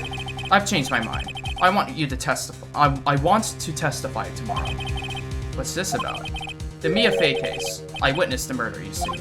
And thus, as a very important witness, I would like to testify. What? Why now? I thought you said you didn't want to go to court. Quiet, too. I told you I changed my mind, didn't I? Oh, and one other thing. Send the police over here right away. The man is standing right in front of me. He looks dazed, but could be violent. What man? Are you even listening? The executioner, the hatchet man, the liquidator, the killer man. What? Mr. White, this isn't another one of those, Chief Prosecutor? I do not believe you are in a position to freely offer your opinions to me, correct? I'm telling you to send the police, now. Did I not tell you, Mr. Wrong? You are a mere lawyer. As was Miss Mia. How dare you? I'll point the finger at you, and you will be tried as Miss Mia's killer. The case is as good as settled. No lawyer of any worth will defend you. I have friends in local lawyers associations, you see. You'll be given a lawyer so stupendously inept that they make even you look competent. I feel faint. Detective Gumshoe reporting, sir. Ah, Butts. Harry Butts. Right, actually. Phoenix Wright, and my friend's name is Larry. Oh, right. Sorry, pal. Butts was that murderer, right? Detective Gumshoe. I present to you the man who killed Miss Mia Fey. What? Take this despicable human being into custody. Farewell, Mr. Wrong. What, Gumshoe? Damn, Gumshoe, I thought you were a real one. Wow. My trial begins tomorrow. Bro got the DoorDash. Yeah, literally, I did. I'm locked in, as they say. Wright's going to set a trap for me. And the prosecutor will be in on it. Of course, Edgeworth included. Man, I thought Edgeworth would have been cool. Bro was getting bribed. An attorney was assigned to me by the state yesterday. I refused. I had an idea. Represent yourself. Mr. Wright. Oh, Maya. Great, they let you out of detention. Just now, yes. It's all thanks to you. Ha. Now I'm afraid we've switched places. What? You mean, you... I explained what had happened to Maya. I don't believe it. How many people does that man need to destroy before he's satisfied? My sister. And now you. This has gone too far. Mr. Wright, please tell me, is there anything I can do? Well... Wait. Defend me? No. Cheer me on. Well, you could cheer for me in court. Cheer for you? You mean like a cheerleader? Huh? Yeah, like that. Alright, leave it to me.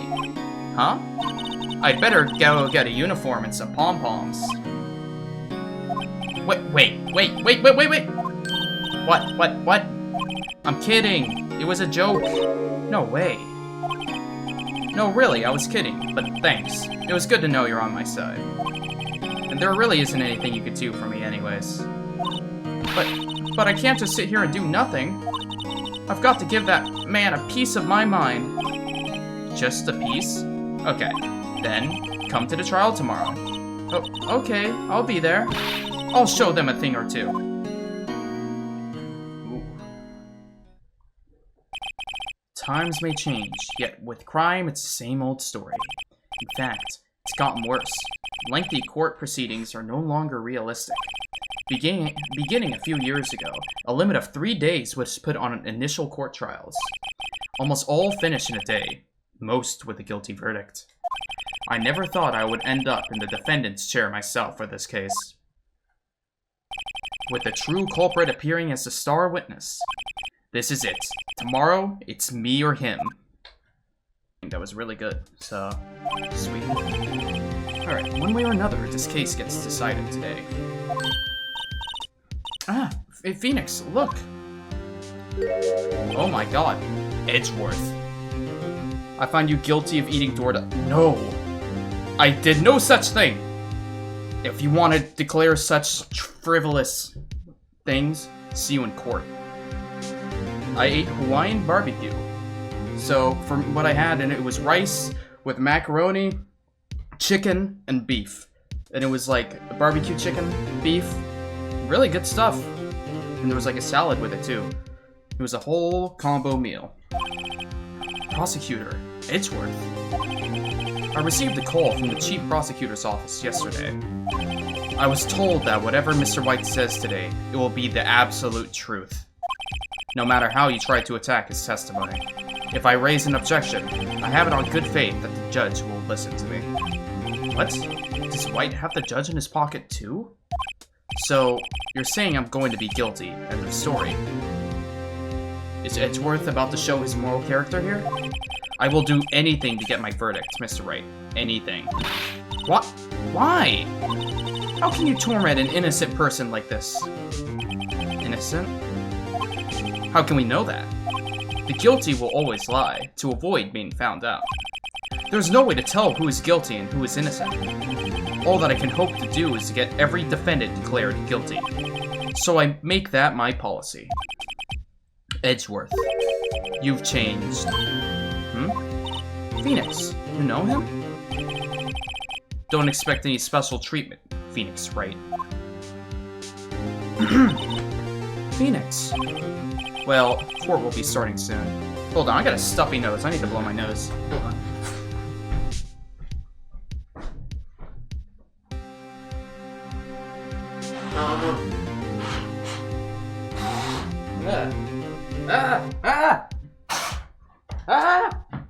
Sorry, the demons ate me.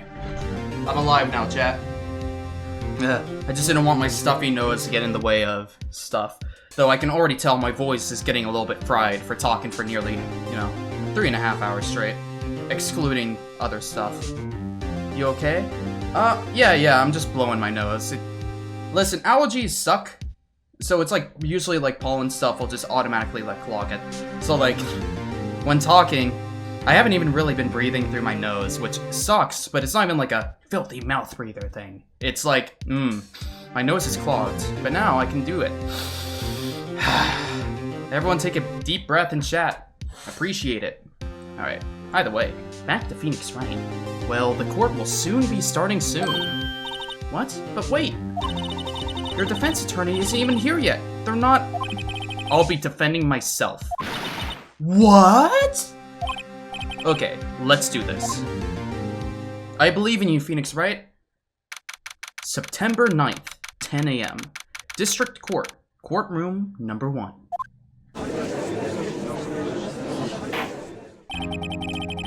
Court is now in session for the trial of Mr. Phoenix Wright. The prosecution is ready, Your Honor. The defense is ready, Your Honor. Mr. Wright, are you sure you're up to doing this? Yes, Your Honor. I will be defending myself. Understood. Very well. Mr. Edgeworth, your opening statement, please. As the details of the event are already quite clear to the court, today we will hear the testimony of a witness to the defendant's crime. I see. The prosecution may call its witness. That went far too smoothly. Why didn't the judge ask Edgeworth why his witness didn't testify before? Because the judge has been bought, Phoenix. It's like he already knows why. If anyone's going to raise an objection about this, I suppose it's me. Mr. Edgeworth, you owe an explanation to the court. Why didn't this witness testify in the trial against Miss Maya Fey? I'm ever so sorry. Mr. White is a busy man, and besides, at the time, I thought that Miss May's opinion was all that would be needed. Again, my sincerest apologies to the court. Excellent, Mr. Edgeworth. I appreciate your demeanor. Great. He gets a show off and I get nowhere. I would like to call Mr. Red White to the stand. This is gonna be a weird trial, I can already tell. Because we know he did it, but now we're gonna have to deal with a corrupt system. Please state your full name. You wish to know the title of my personage? You do got that bling. Your name. Yes, that is what I said. Oh dear. Do my locutions confuse? Name. These two are great together. My name is Red White, but my friends call me Blanco Nino. I am the CEO, or to use a more common term, the president of Blue Corp. Did you know the victim, Miss Mia Fey? That would be a negatory. No, I did not. You were at the Gatewater Hotel the night of the murder? Correct. And you witnessed the murder from there? Ahem. Why tell you what you already know? Very well, Mr. White. You may begin your testimony. If I can't rip this guy's testimony apart, I'm done for. Why do I always feel like it's the end of the world and I'm the last man standing? Because it is, Phoenix. Ho! Ho ho ho! Stop flexing. I hope you have made your peace with God, Mr. Lawyer. Let him have it, Phoenix. Alright, here we go. Let's see. He was about 9, I believe. I was quietly that's reading to you, some papers by the window. Then I heard a bedlam coming from outside. Surprisingly, I turned to look at the building across the way. It was then I saw him, a spiky-haired man attacking a woman with long hair. Needless to say, that man was none other than you, Mr. Lawyer. I called Miss May over at once. She, too, was flabbergasted, of course. The victim, she ran away, but you gave chase. Finally, there was a terrible impactation. Then it was all over. Okay, I think I could take that apart. If things occurred as you testify, then I'm afraid the defendant is guilty. Very well, defendant, Mr. Wright. Your cross-examination. Yes, Your Honor. Let's do this. We're gonna take this man down. Let's see, it was 9, I believe. Hold it! How do you know what time it was? Because I am always abso-positively perfect, you know? No, no, no, you're not getting away with that. You are so mistrusting, Mr. Lawyer. So, what was the proper term for secretary again? Anyways, Miss May ordered room service for 9 o'clock. It happened soon after the room service arrived. That's what Miss May said soon. I mean, let's press further. Why not? True. True, the bellboy who brought the coffee saw Miss May. I'll check the... Actually, can I check it here? Yeah, let's see. Actually, I don't believe they have an exact time of death. We know how they died, and we also know that they lived for a few minutes after death because of Miles Edgeworth's, like, updated autopsy. But I don't believe there is an exact date. The one thing that makes me extremely suspicious, and I tried using this earlier as a, like, you know, as an evidence, this right here has to be important, because there's going to be a moment where I'm sure he's going to slip up, or someone is going to claim that they saw something that they could not have seen. Now we just need to figure out what that is. Let's see. But he testified that he did not see you at the time. Ahem. This is your concern? Silly lawyer. Miss May received the coffee outside the room. Of course he could not see me. He would need an X-ray vision to pull off something like that. Tell us, what were you doing at that time? I was quietly reading to you some papers by the window. Then I heard a bedlam coming from outside. Okay, we have to hold his every word. By window, you mean the one directly across from Fay & Co. law offices? Correct! That is the only window, you see. And there you were reading papers? Correct! The Gatewater is a businessman's hotel, and I'm a busy man who has business to do. Then I heard a bedlam coming from outside. Hold it! A bedlam? It must have been when you attacked, I assume. We see. Continue. Surprised, I turned to look at the building across the way. Hold it! So you were reading your papers until you heard that sound. But of course, I am no snoop, peeping out of the windows at night. No snoop. Yeah, right. You've made a career out of snooping. Snooping as usual, I see. It was there that I saw him, a spiky-haired man attacking a woman with long hair. Okay. Spiky-haired? Needless to say that a man was none other than you, Mr. Lawyer. Hold it! What you just said directly conflicts with Miss May's testimony. Miss May clearly stated that the assailant looked like a girl. I've always been proud of my eyesight, Mr. Lawyer. Just what is your eyesight? He probably knows it. Counting both eyes, 40. 40? Don't add them together. I think the witness is trying to say his eyesight is good. Hey, whose side is the judge on, anyways? We know whose side the judge is on. And what did you do to them? I called Miss May over at once. She, too, was surprised, of course. Hold it! What was Miss May doing at that time? She had just finished watching a soap opera on TV and was weeping openly. Did you know she had been tapping the Fay office phone? Objection! Irrelevant. That has nothing to do with the case at hand. I care not. I will answer the lawyer's bold inquiry. Miss May was acting alone when she tapped the phone of this Fay woman. You'd make a good politician, Mr. White. Ho ho! I know. After all, I am El Presidente. Please continue. The victim, she ran away, but you gave chase. Can you be a little more detailed about that? I think it's worth knowing exactly what happened. Of course, comprende, I understand. The victim was attacked by you and ran to the left. You gave chase and struck her down. Are you sure? Okay. As you know, I am always absolutely perfect.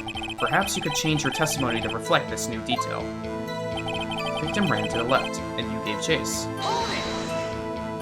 Are you sure about that? How many times must I say it? I am absolutely perfect. End of story. How many times must I hear that? Psst, Phoenix! Doesn't something about that strike you as a little odd? Finally, there's a okay, yeah. Yeah, I think I know what it is.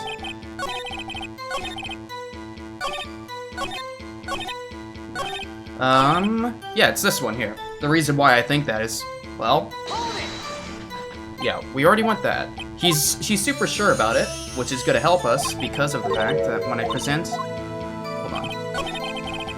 Oh man, I'm sorry. Okay, I don't want to get negative here. Yeah. Here, I present to you the floor plan. Nope, never mind. Okay. You know, maybe I'm getting too obsessed over that. Let's look at the evidence again. Because something about that is off.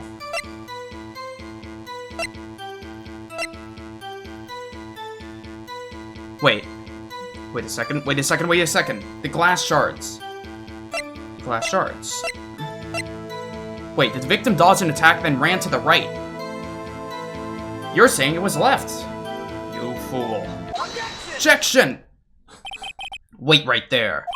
Mr. White, you've dug your own grave. What is this? You said the victim ran to the left, but that directly contradicts Miss May's testimony. She clearly stated that the victim ran right. May's thing. Yep. Oh ho ho ho. It is simple. You have misheard her. I think not. Look at the floor plans. Finally, the killer was right here, and the victim here. If the victim ran to the left, as you claim she did, she would have been running directly away from the door. She would have been running into a dead end. Don't you find that odd? Ugh. Ooh. Very strange. I did see her run to the left. I did. Phoenix, look at his face. I don't think he's lying about this one. True. Maybe he really did see the victim run left? So he did witness the killing. Wait a second. Mr. Wright? Yes, Your Honor. Miss May says right, and Mr. White says left. Can you explain this contradiction to the court? I think Mr. White is correct. As Mr. White has testified, Maya ran to the left. But, if that's the case, why would she run the opposite direction from the door? She did not. She was running towards the door, Your Honor. Both are right. He is to kill...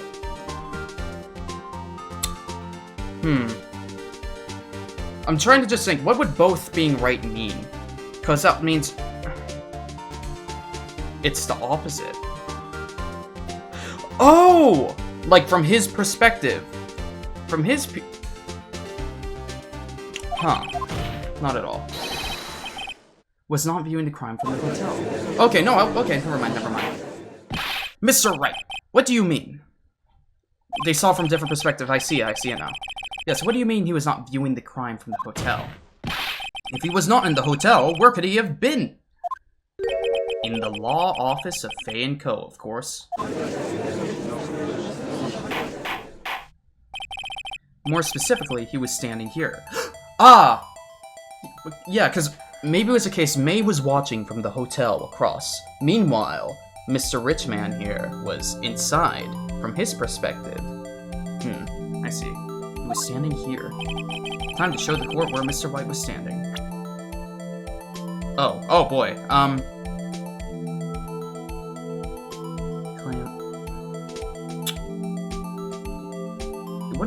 here, would it? Wait, you know...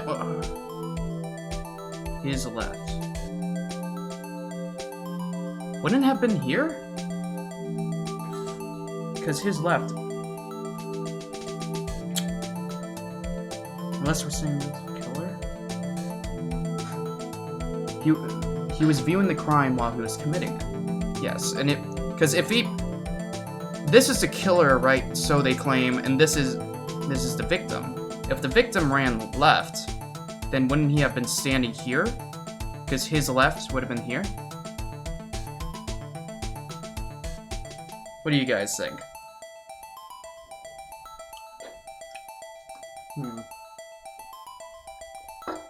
Because my bet at the moment is that he was standing here.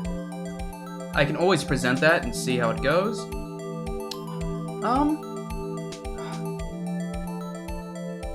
Oh, press the killer icon? Take that! Look. Oh! Okay, never mind. I was overthinking that. Thank you, robot. Please, this is no time for jokes and ill taste. That is where the killer was standing.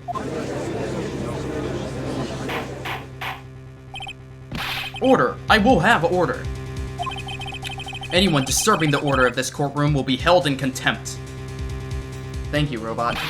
Mr. Wright, what are you suggesting? Rapscallion? The postulations of the defense are distorted of the truth, Your Honor. Or a distortion of the truth, Your Honor. Indeed, they do seem a bit far-fetched. Ho ho ho ho ho.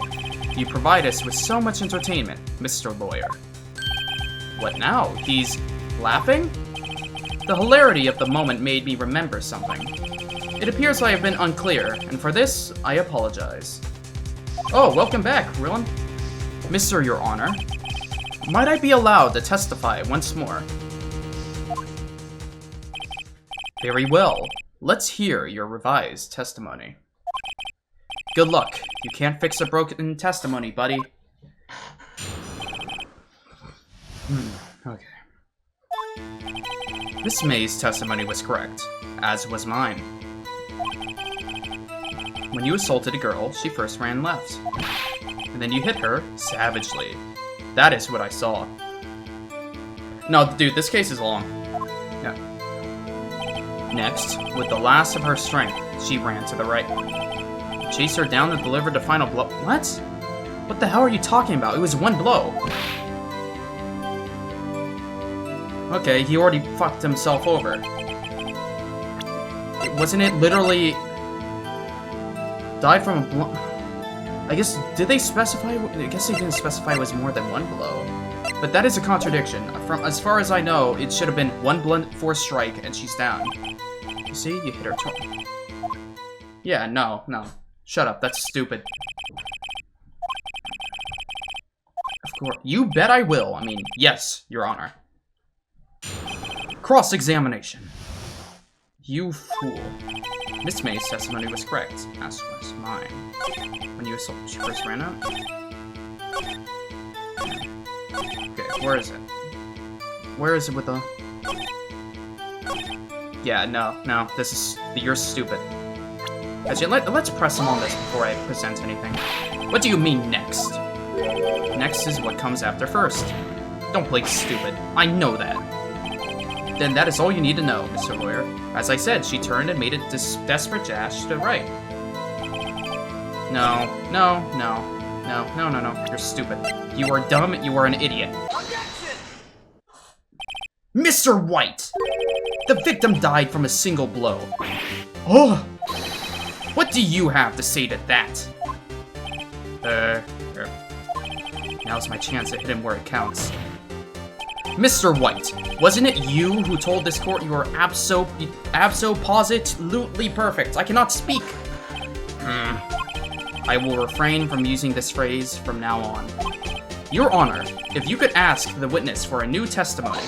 Objection. The witness is obviously confused, Your Honor. I would like to request a 10-minute break. Yes, Yes, quite. Objection! The witness is confused because he's lying. I emphatically request that there be no break, Your Honor. Yeah, we want justice. Don't let him get away. Very well. If the witness would care to revise his testimony, the crowd's on my side. No slipping out of this one now, White. Mr. White? Oh, okay.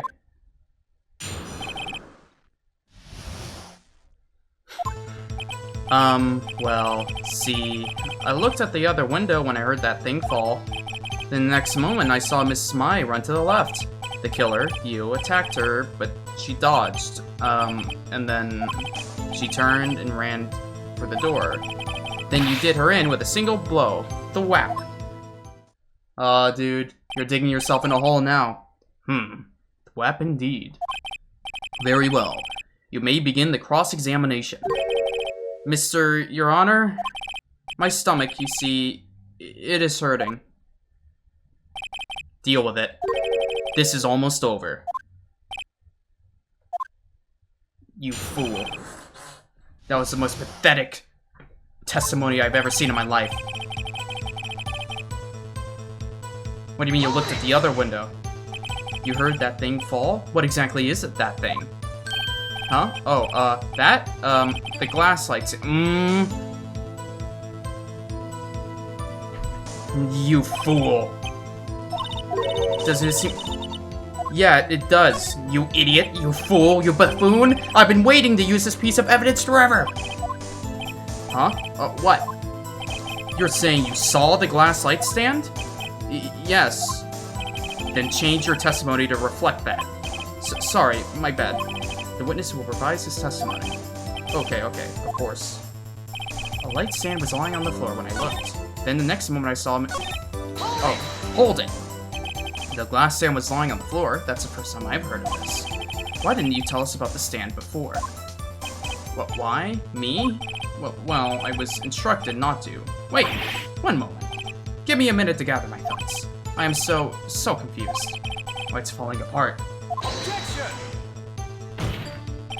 Your Honor, please, I ask you do not allow the witness to badger any further. Mr. Wright, please refrain from badgering the witness. Yes, Your Honor. Edgeworth is on the ropes now. Very well, the witness may continue his account. Not on my watch. You fool. You buffoon. Last time I checked, you couldn't see that. Objection! Yes, Mr. White. It was impossible for you to have seen the glass stand.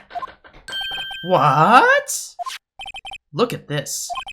These are the floor plans to the scene of the murder, yes? Correct, Your Honor. Now look. If you were to look through the window at the office, this is the area you would be able to see. Here. Well, note that the stand is not within the visible area. Well, Mr. White? What do you have to say about that? Ridiculosity. Mr. White, if you were in the Gatewater Hotel, as you claim, you could not have seen the stand before it fell over. In fact, you wouldn't have been able to see it after it fell either. There is no way you could have recognized the broken shards as a glass light stand. So when did you see the stand, Mr. White? It must have been the moment that it fell. And the only place you could have seen that from is inside the Fey Law offices. In other words, you were at the scene of the crime when the murder took place.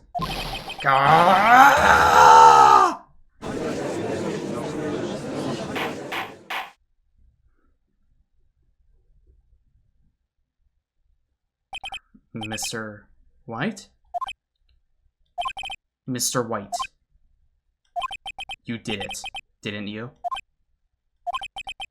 Your Honor? I, Miss Mia. Looks like we're about to get our verdict. Objection! That's far enough, Phoenix, Wright? What? I forgot about Edgeworth. Mr. White. I think the time has come. Shouldn't you confess your crime now, What? I said you should confess your crime. Ergo, confess that you placed the wiretap. The wiretap? Order! Order! Mr. Edgeworth, explain to the court what you mean by this. Distinguished members of the court, Mr. White is slightly confused. Allow me to explain. I really don't like the way this is heading. As you know, Mr. White is the CEO of Blue Corp. He ordered his secretary, Miss April May, to tap the law offices of Miss Faye. What does that have to do... Your Honor, the question is, when was the wiretap placed in the office, and by who? No, you wouldn't! Mr. White, in order to place the wiretap, you entered Miss Faye's office. Am I correct? Correct! You are most correct, Miles. Give me a break! Yes, in order to place the wiretap, I breached the Faye & Co. law offices. That is when I saw the accursed light stand. Now I'm confused. Please explain to the court what all this means, Mr. Edgeworth. Gladly, Your Honor. Mr. Phoenix Wright has made his position quite clear. He has determined that Mr. White knew the glass stand was in the office. He has shown that there was only one time Mr. White could have seen the stand, at the very moment of the murder. Thus, Mr. Wright would like you to believe that Mr. White was the murderer. I see. However, it is the fact that Mr. White had been to that office well before the murder took place. When he went to place the wiretap, he could have seen the glass light stand then. Ergo, Mr. Phoenix Wright theory is revealed for this baseless conjecture it is. Mr. White, you will testify to the court about this wiretapping. Oh, hell no, he's showing off his bling. Ahem. Leave it to me. I feel faint. Me too, Phoenix. Me too. Okay. I'm sure there's something here. It was the beginning of September, the week before the murder. I had entered the Faye & Co. law offices. Of course, I had done so to place the wiretap. And that is when I saw this glass light stand. So, you saw the stand before the night of the incident, and this is how you were able to identify what had fallen over? By the sound? Correct! That is right. I see. Very well, Mr. Wright. You may cross-examine. What am I supposed to do now? Good luck, Phoenix. We got him on the rope, so we just gotta break through this last wall here. Thank you very much, Robot Butler 09, for the follow. It was the beginning of September, the week before the murder. I had entered Faye & Co. law offices. Of course, I had done so to place the wiretap. That is when I saw this glass light stand. Damn it! There's nothing there for me to press him on! Oh well, maybe he's rattled enough that I can bluff something out of him. It was the beginning of September, the week before the murder. Hold it! Do you have proof? Objection! Miss April May knew the details of Miss Faye's phone conversation. This proves that the wiretap was placed before the murder. Huh. Right. I have entered the building before... Hold it! Was it really you that went into the office? Or was it Miss May? Objection. Unidentified fingerprints several days old were found in the Faye & Co. law offices. Those were obviously Mr. White's. And if I know Edgeworth, he's already run a check on those prints. Now, Mr. White, tell us why you went to the Faye & Co. law offices. Of course, I had done so to place the wiretap. Hold it!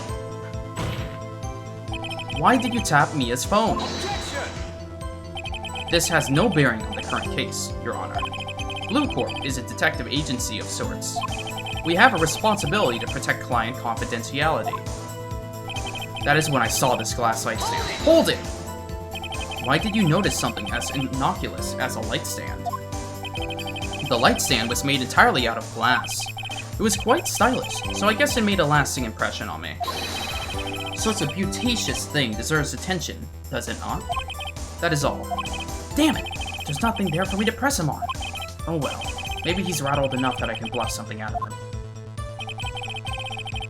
It was the receipt with Maya on it.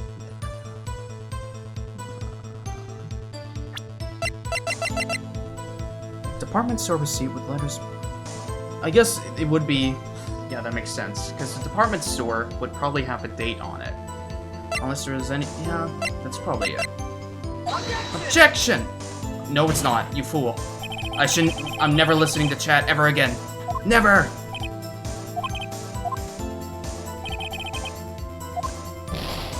You know what? That's on me for not thinking that through. Okay, it was the beginning of September, the week before the murder. I had entered the Fanco law offices. Of course, I had done so to place the wiretap.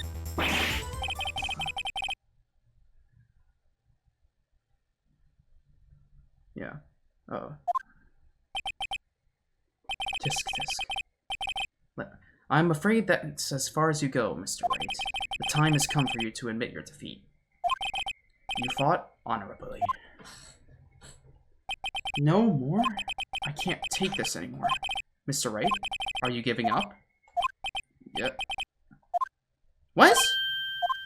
Phoenix, over here. I know that voice. Mia? What? What is happening?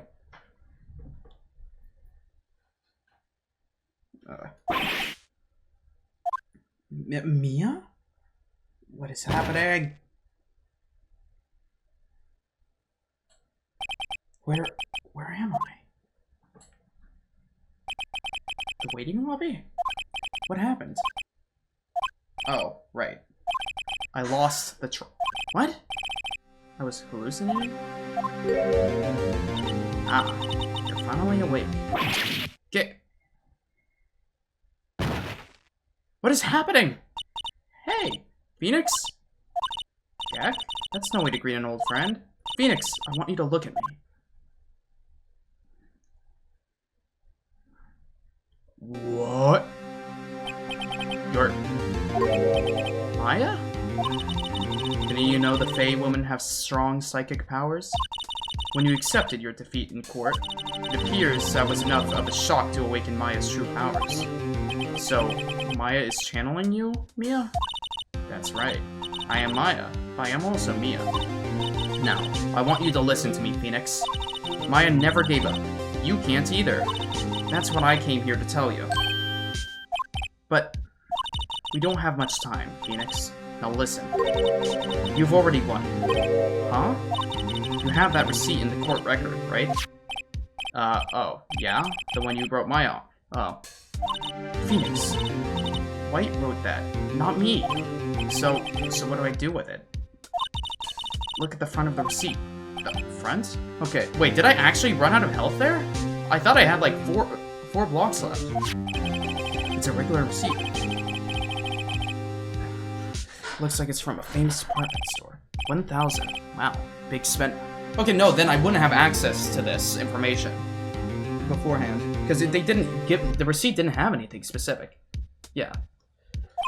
Item.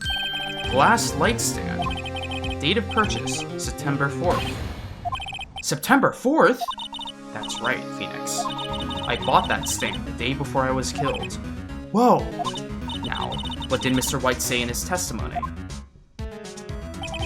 It was the beginning of September, the week before the murder. He said he never saw the stand the week before the murder. Wait, he said he saw the stand the week before the murder. There you go.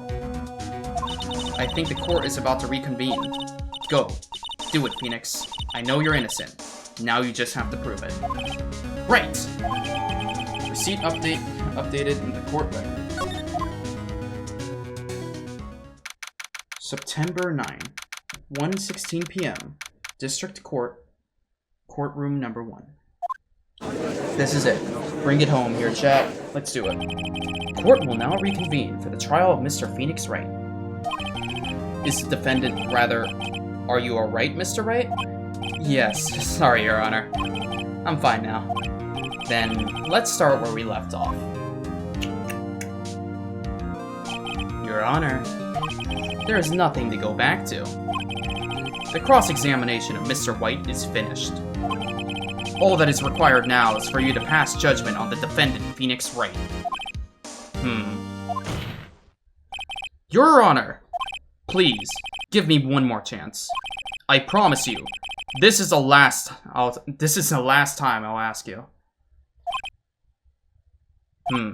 But as Mr. Edgeworth has noted, the trial is more or less finished. Mr. Edgeworth, do you have an opinion on this matter? I say, let us give Mr. Phoenix Wright his last chance. Very well. You may begin your cross-examination.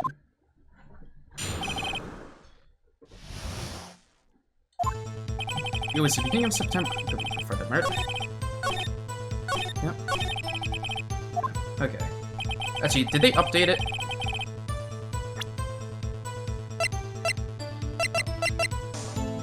It's the day before the murder. Yeah, and I'm gonna present it here then. Objection! Look closely at this. See the word Maya written in blood? Wahaha! You're grasping. I think not. Look at the other side of the receipt. The other side? Your Honor, would you tell the court what is written on the other side of that receipt?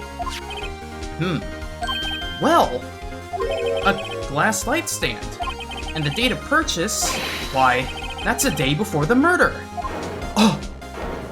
You see, Mr. White, when you allegedly entered Fay & Co. law offices at the beginning of September, the stand could not have been there.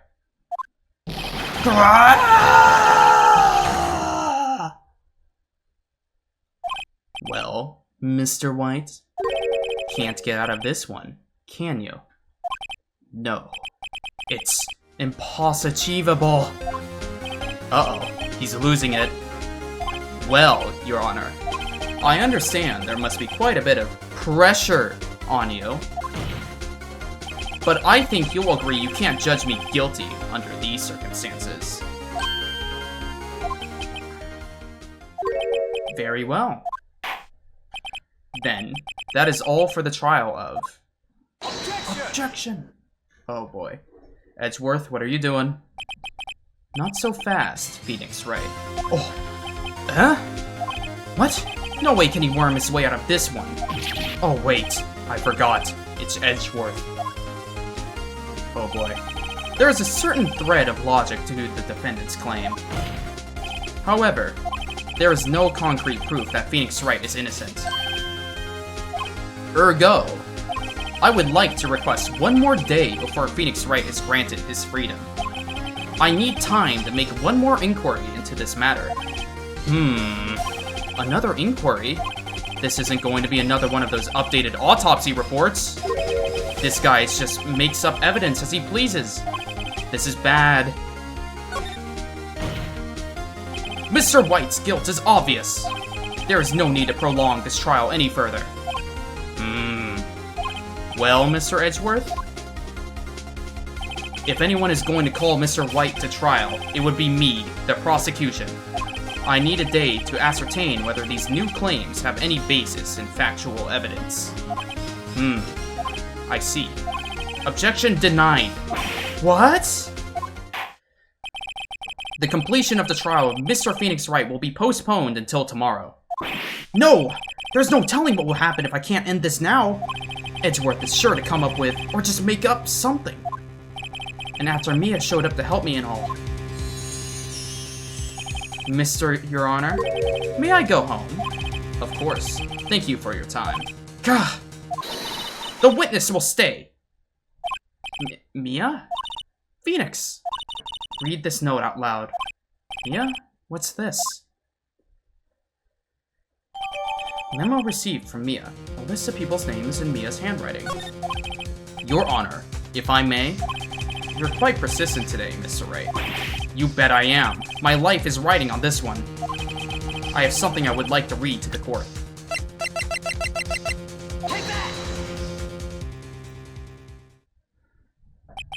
The memo Mia had given me was a list of names. Many of them sounded strangely familiar. People in finance, famous celebrities. That's when it happened.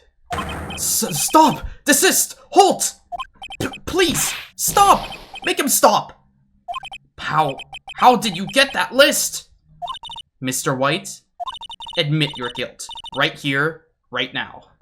Or else this list will be released to the press.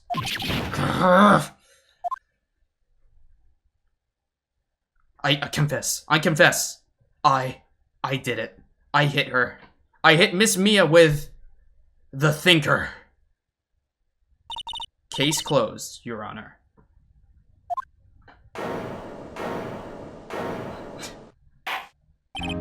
Well, I see no reason to continue this trial. Wow. Mr. Wright. Yes, Your Honor. You've done it again! That was quite a spirited defense. I am surprised. How? Man, we had to get saved by a ghost. She just, like, spawned in a magical list? How did it happen? Yes, Your Honor. Take that, Edgeworth. I'm gonna be honest, poor Edge. How the fuck does Edgeworth plan for ghosts? He had a foolproof argument, and then all of a sudden, you're so rookie after all. Hey, Edgeworth, you know what? I'm gonna do something you could never think of. I summon the spirit of the person who was killed to testify for me. What does he do? Your Honor, I deny the spirit. It's, I refer. And then he explodes. Because what do you do about that? I guess you could say that. If only you knew how spirited it was, huh? Well, this court finds a defense. Rather, the defendant, Mr. Phoenix Wright, not guilty. Woo! Bravo! Bravo! We did it! That is all. This court is adjourned. Ghost Ex Machina. Literally, Ghost Ex Machina. What would Phoenix have done? Literally nothing. Edgeworth would have walked out of the room, magicked his own piece of evidence, and we'd be dead. Phoenix, I don't think you're I'm playing as Phoenix, but Phoenix, you kind of struggle at being a lawyer at times, man. I don't know what he could have done. Well, I never thought I'd be saying this again. But congratulations, you're lucky I was born a Fae. I'm lucky I had both you and Maya on my side. I'm glad you made it. Thank you, Phoenix. You risked a lot to help me, and Maya. I won't forget it as long as I live. As long as you live? My time here is running out. Huh? Maya's powers are so weak. I can't stay here that long. What? No! There's so much to say! Don't worry. I'm sure we'll meet again. Chief! I'm not the chief anymore. Phoenix, can you come to the office tonight, say 9 o'clock? The office? I'll see you later. Chief! Mia! September 9th, 9:02 p.m. Vanco Law Offices. Being here, it's hard not to think about that night. You came! Mia. I was kind of worried you might not. Huh? Of course I came. Well then. I'm pretty hungry. How about a burger? Mia? Wahaha. You should see your face. Mia! What are you talking about? It's me, Maya! Maya? What? Did I look like my sister? Look like? You were her! I might be able to use that.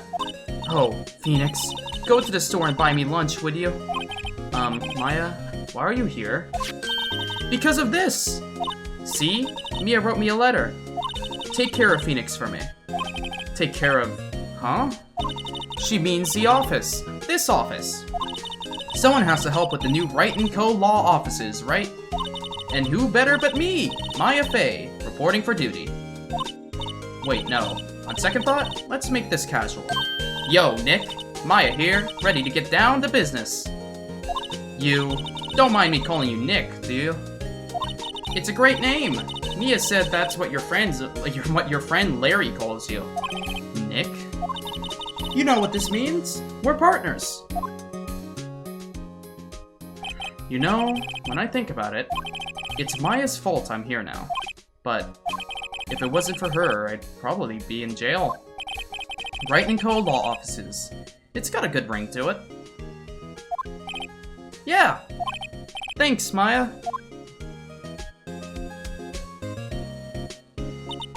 Good luck, Phoenix. I'll always be here, watching.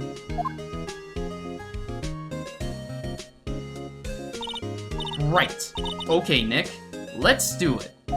Huh? Do what? Burgers, dummy! Burgers! There's a great burger joint down the street. Come on! Time's a-wastin'! Yo, okay, wait up. I actually like the way Maya talks. She has like the same kind of weird... I don't know. I find it easier for me to speak her lines. Sounds like she's casual. We did it! Hooray!